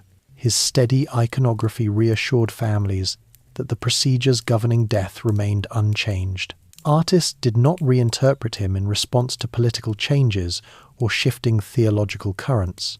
Instead, they preserved his established visual language across eras, dynasties, and cultural interactions. This consistency reflects a broader cultural truth. Egyptians valued order, continuity, and adherence to tradition. Anubis symbolized these values in the funerary sphere. His steady iconography reassured families that the procedures governing death remained unchanged. Artists did not reinterpret him in response to political changes or shifting theological currents. Instead, they preserved his established visual language across eras, dynasties, and cultural interactions. This consistency reflects a broader cultural truth. Egyptians valued order, continuity, and adherence to tradition. Anubis symbolized these values in the funerary sphere. His steady iconography reassured families that the procedures governing death remained unchanged. His connection to these liminal spaces began there, grounded in observable geography. As funerary architecture developed, tomb entrances became more elaborate.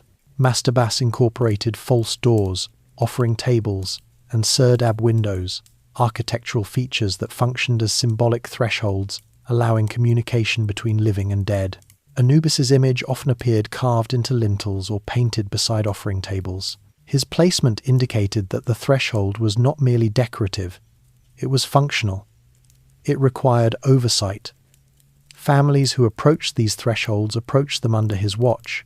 The dead within the tomb served ongoing roles in family life, accepting offerings, lending spiritual support, participating in festivals, and Anubis's presence ensured that the interface between living and dead operated properly. The development of burial chambers and chapel complexes further deepened his association with thresholds.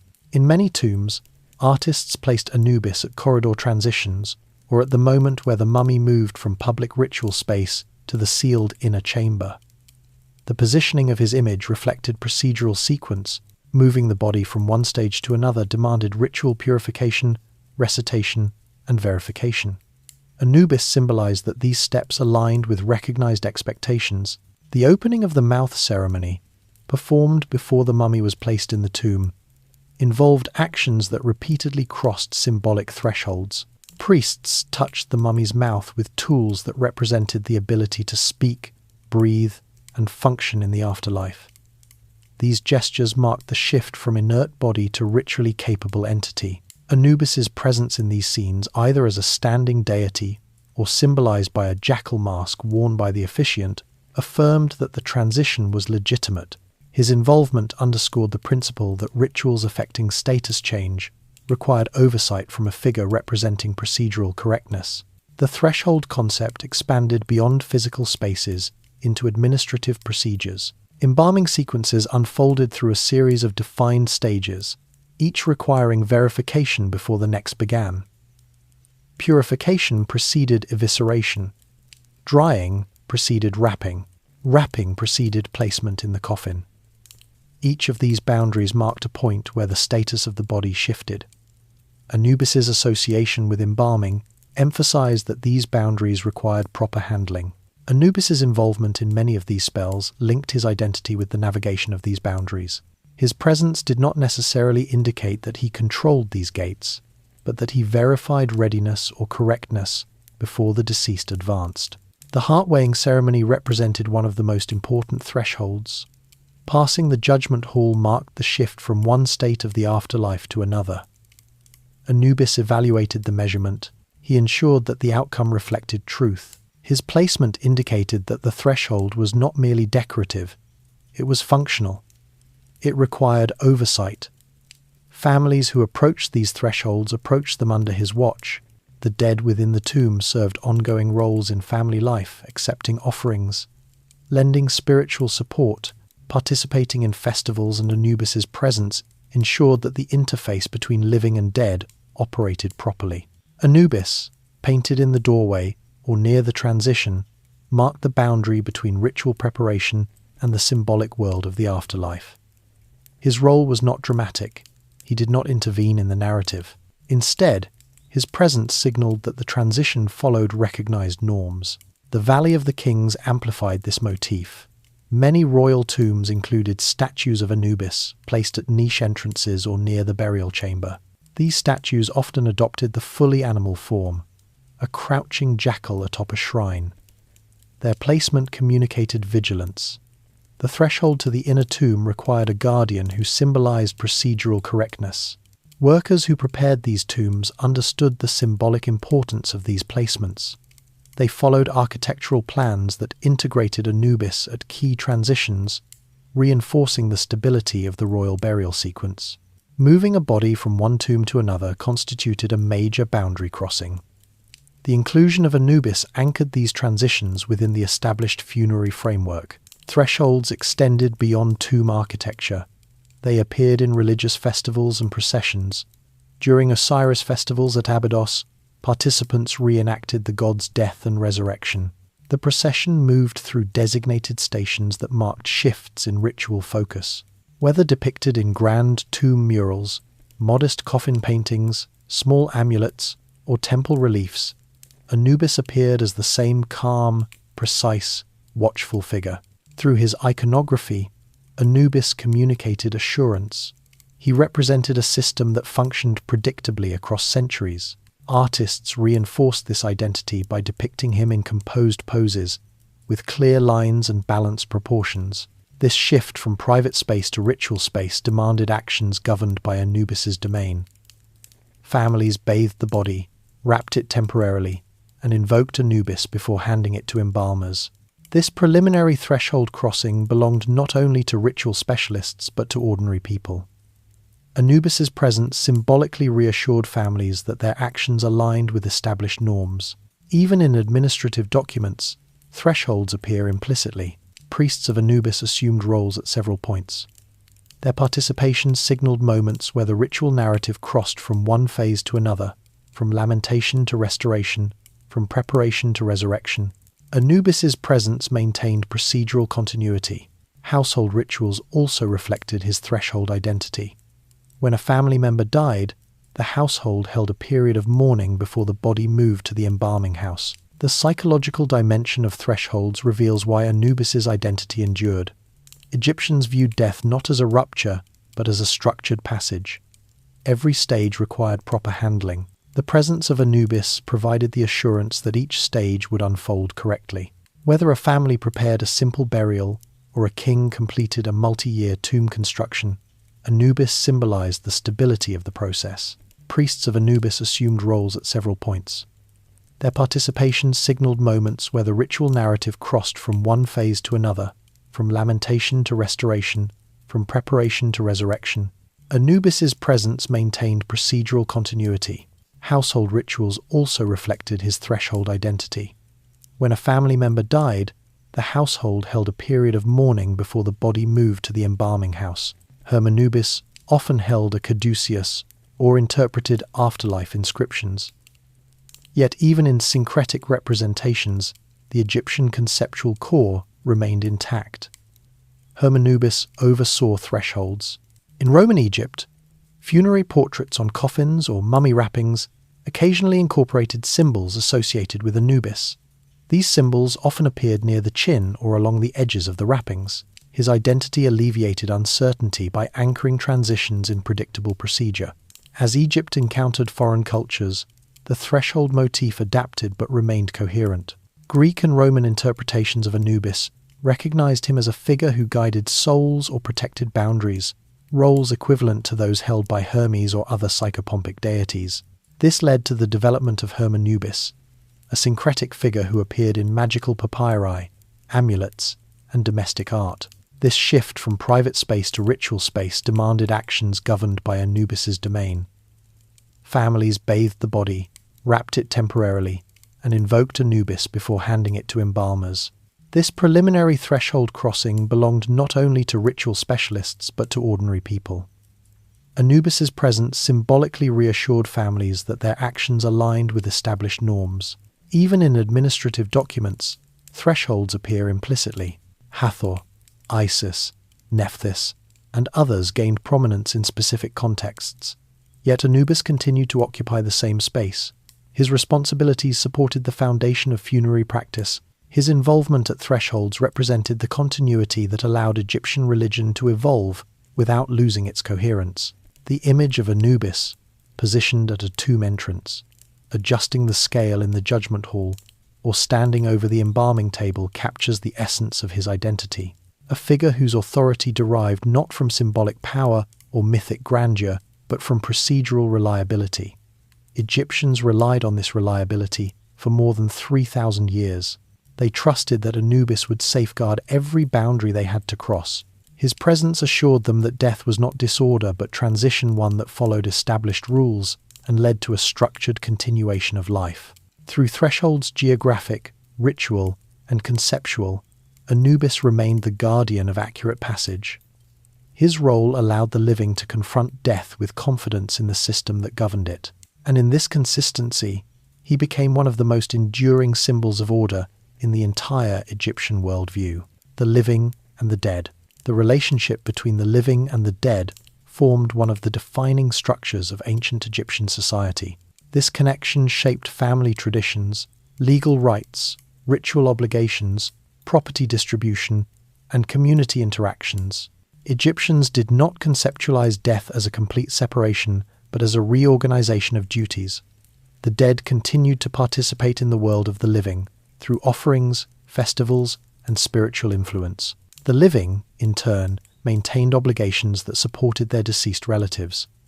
Anubis, as the overseer of proper funerary procedure, stood at the center of this ongoing relationship. This section examines how Egyptians maintained contact with their ancestors, how these interactions shaped daily life, how Anubis's involvement structured expectations, and how the continuity between generations reinforced the stability of Egyptian culture. Anubis's involvement in many of these spells linked his identity with the navigation of these boundaries. His presence did not necessarily indicate that he controlled these gates, but that he verified readiness or correctness before the deceased advanced. The heart-weighing ceremony represented one of the most important thresholds. Passing the judgment hall marked the shift from one state of the afterlife to another. Anubis evaluated the measurement. He ensured that the outcome reflected truth. These offerings were not symbolic. Egyptians believed the dead required sustenance to remain effective in the afterlife. Anubis's presence in these contexts signaled that the offerings were deposited correctly, the rituals followed proper sequence, and the relationship between worlds remained orderly. The false door, a stylized stone surface carved to resemble a doorway, played a central role in this system. It functioned as a portal through which the deceased accessed offerings. Artists often placed Anubis near these false doors, either in carved relief or painted scenes.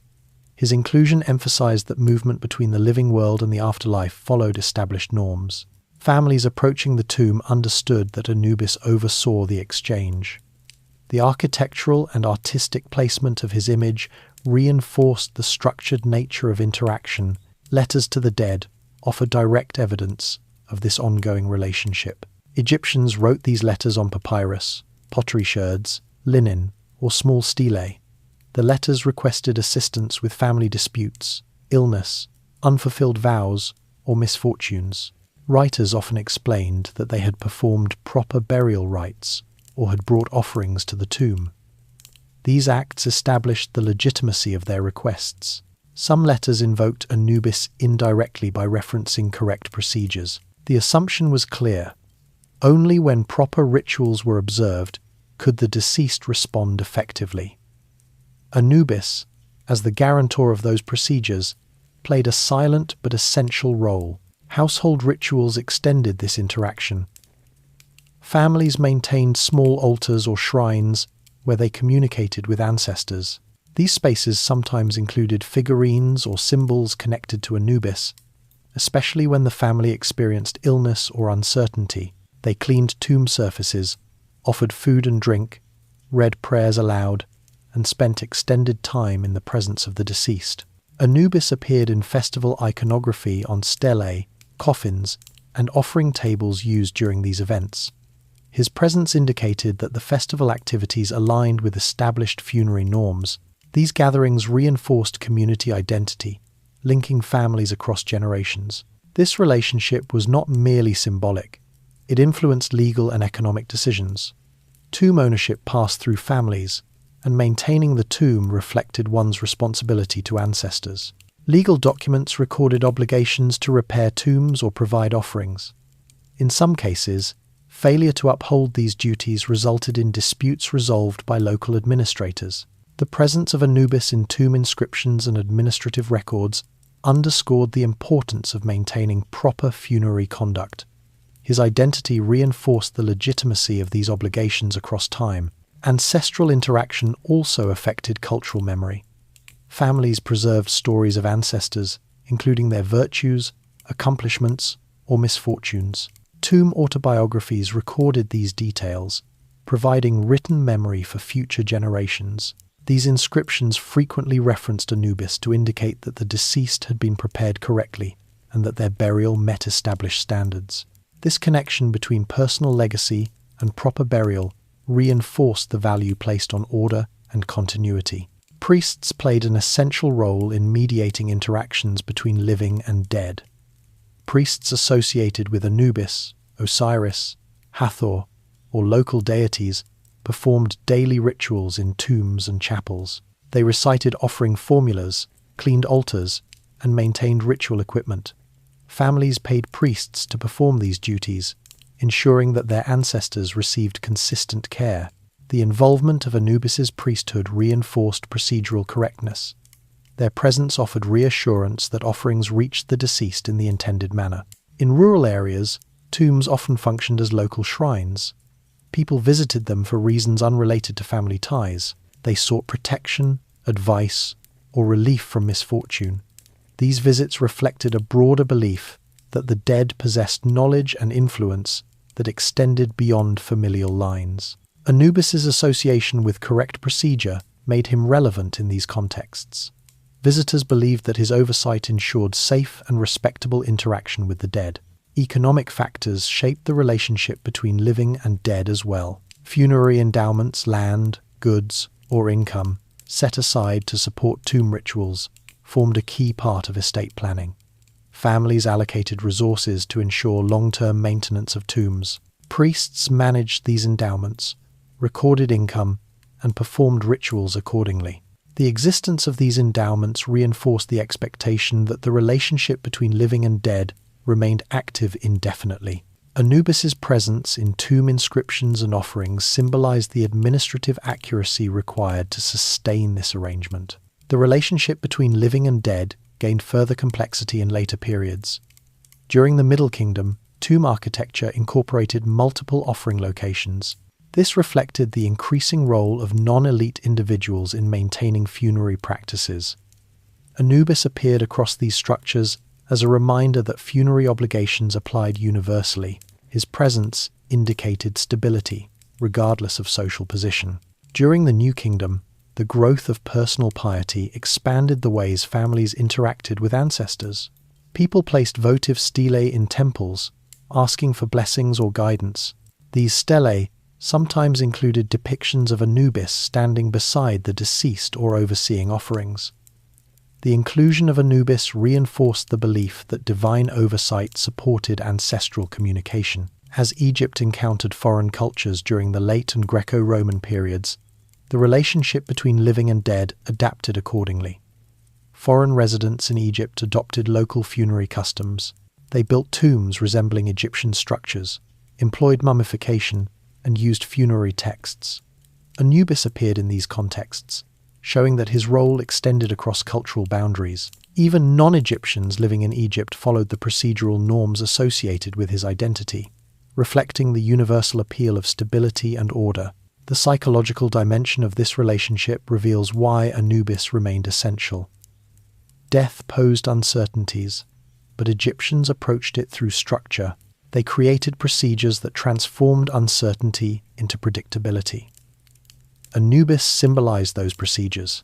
His presence reassured families that their loved ones transitioned correctly and continued participating in the world.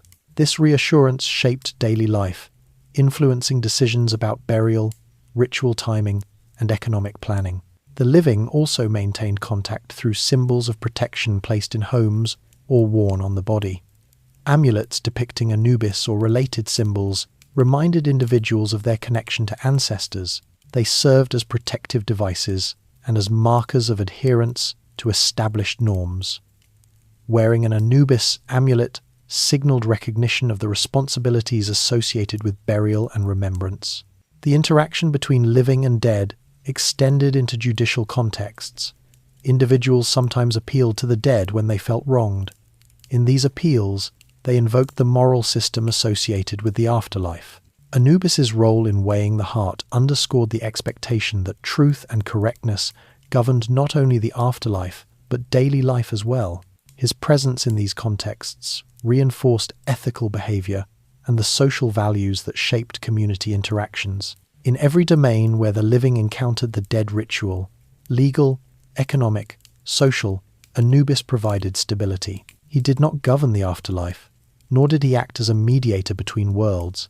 Instead, he represented the accurate execution of procedures that allowed these interactions to function smoothly.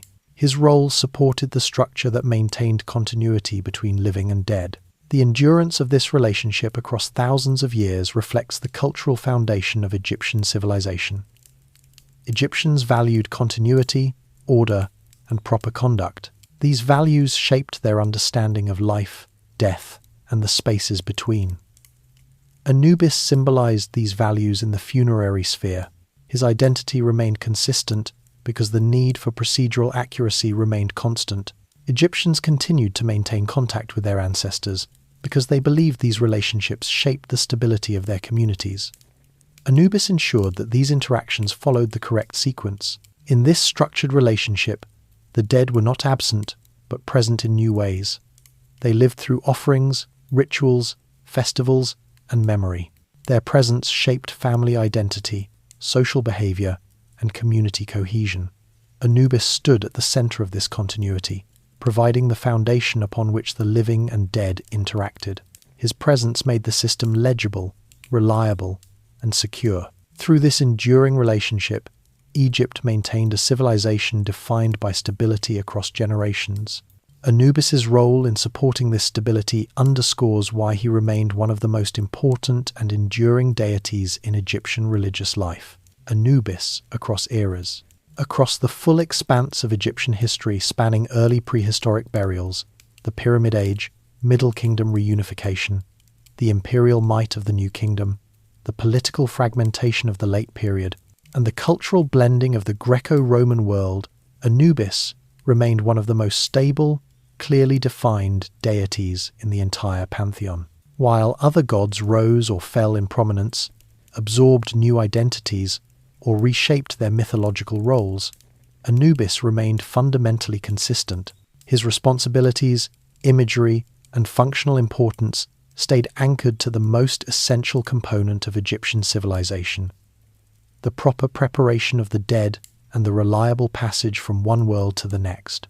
To understand his full significance, it is necessary to trace his presence across these eras, examining how his roles were maintained, adapted, or integrated as Egypt itself transformed. In the earliest periods, before monumental architecture or written funerary texts existed, burials already indicated the existence of ritual procedure. Bodies were arranged carefully, accompanied by grave goods, and placed in cemeteries on the desert margins. The presence of canine tracings in these contexts, the footprints of desert dogs and jackals near burial sites, likely shaped the earliest associations between canines and the protection of graves. As Egyptian culture formalized its pantheon, these associations crystallized into the figure of Anubis. His identity emerged from observed patterns, canines patrolling the desert edges, watchful and alert. He became the divine overseer of these liminal zones.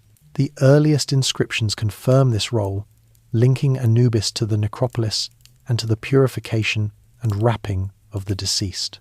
During the Old Kingdom, as Egypt centralized power and constructed massive royal tombs, Anubis's responsibilities expanded from local oversight to a formalized position within state ideology. Pyramid texts placed him in direct relation to the king's embalming, guiding, and verification. In these inscriptions, Anubis did not possess the grandeur of cosmic creators or solar deities. Instead, he embodied technical precision. His presence affirmed that the king's transition followed established procedures. The evolution of royal funerary architecture, from simple mastabas to complex pyramid complexes, did not alter his role. Whether depicted touching the sarcophagus, overseeing the purification chamber, or guiding the royal car, Anubis provided continuity within the expanding ideological framework. The shift into the first intermediate period and the later reunification under the Middle Kingdom introduced a democratization of funerary belief. What once belonged exclusively to the king, the right to texts, rituals, and structured passage, became increasingly available to officials and wealthy families. The coffin texts reflect this change.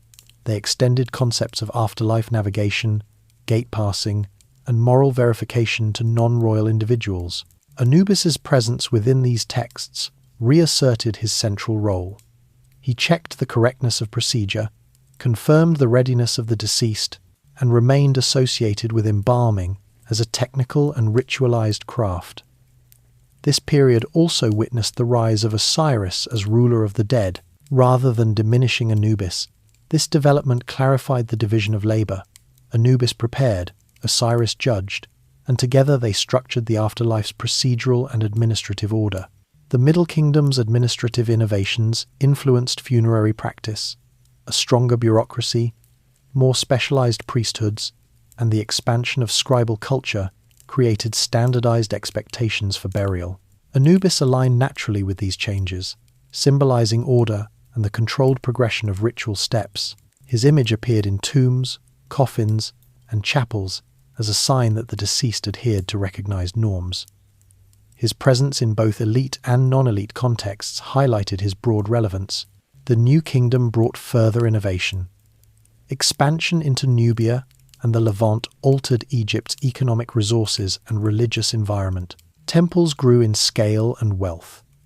Military campaigns required extended logistical networks, and artistic production flourished. Funerary practices became more elaborate, with richly decorated tombs, multi-layered coffins, and extensive use of funerary papyri.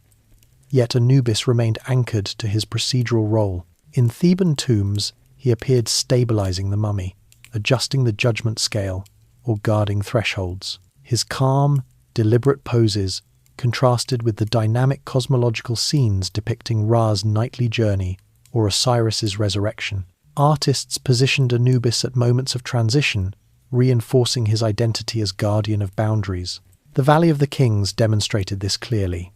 Royal tombs included statues or painted forms of Anubis at key architectural junctures. These placements were not ornamental.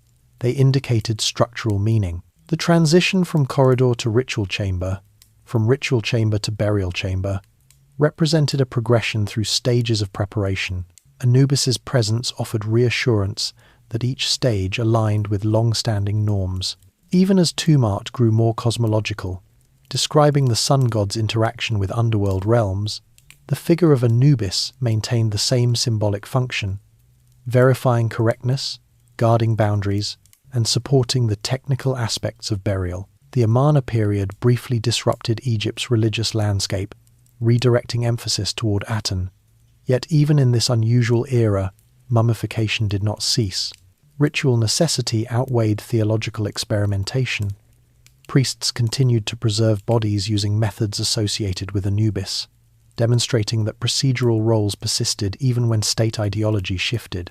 After the restoration of traditional religion, Anubis resumed his familiar place in funerary inscriptions without any conceptual break. The late period brought foreign rule and growing regional diversity. Kushite and Persian administrations adopted and preserved traditional Egyptian religious systems.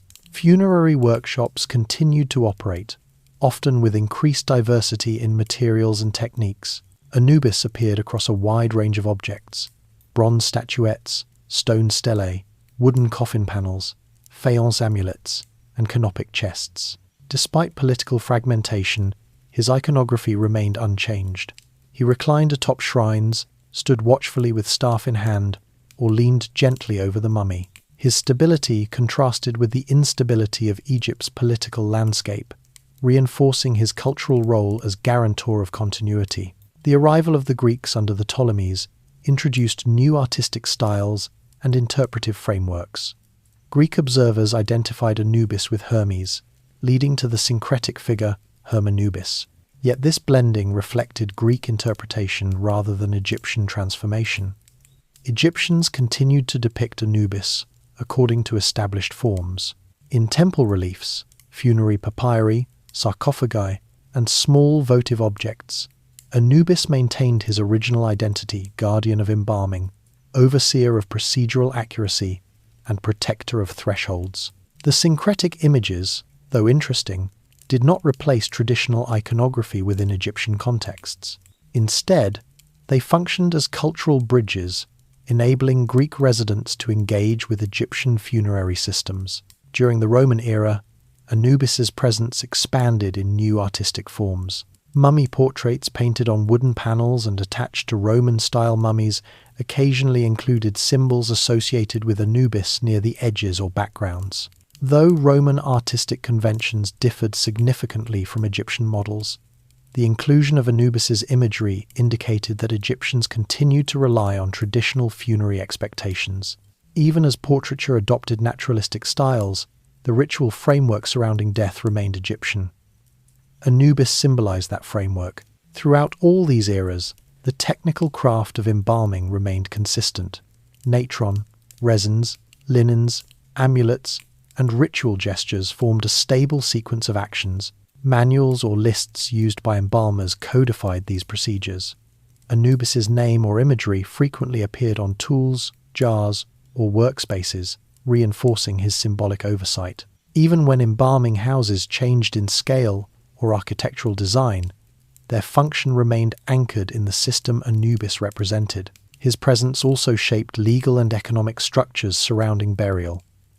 Contracts for embalming, tomb construction, coffin production, linen purchase, and ritual performance often invoked his name. These documents reveal how deeply integrated Anubis was in practical administration. He functioned as a symbolic guarantor of accuracy in both ritual and economic processes. Egyptians expected embalming to follow established plans, and Anubis's presence affirmed compliance. One of the most enduring aspects of Anubis's identity was his role as evaluator, not judge of truth. His involvement in the weighing of the heart reflected Egyptian emphasis on correct measurement rather than moral authority. Anubis adjusted the scale, verifying that the weight of the heart corresponded accurately to the feather of Ma'at. This task aligned perfectly with his broader identity. He ensured correct procedure at the moment of greatest consequence. In a system that valued order over improvisation, his presence reflected reliability. Because of this reliability, Egyptians across all social classes invoked Anubis at moments of uncertainty. Household shrines, funerary amulets, tomb stelae, and letters to the dead all demonstrate personal reliance on his stability.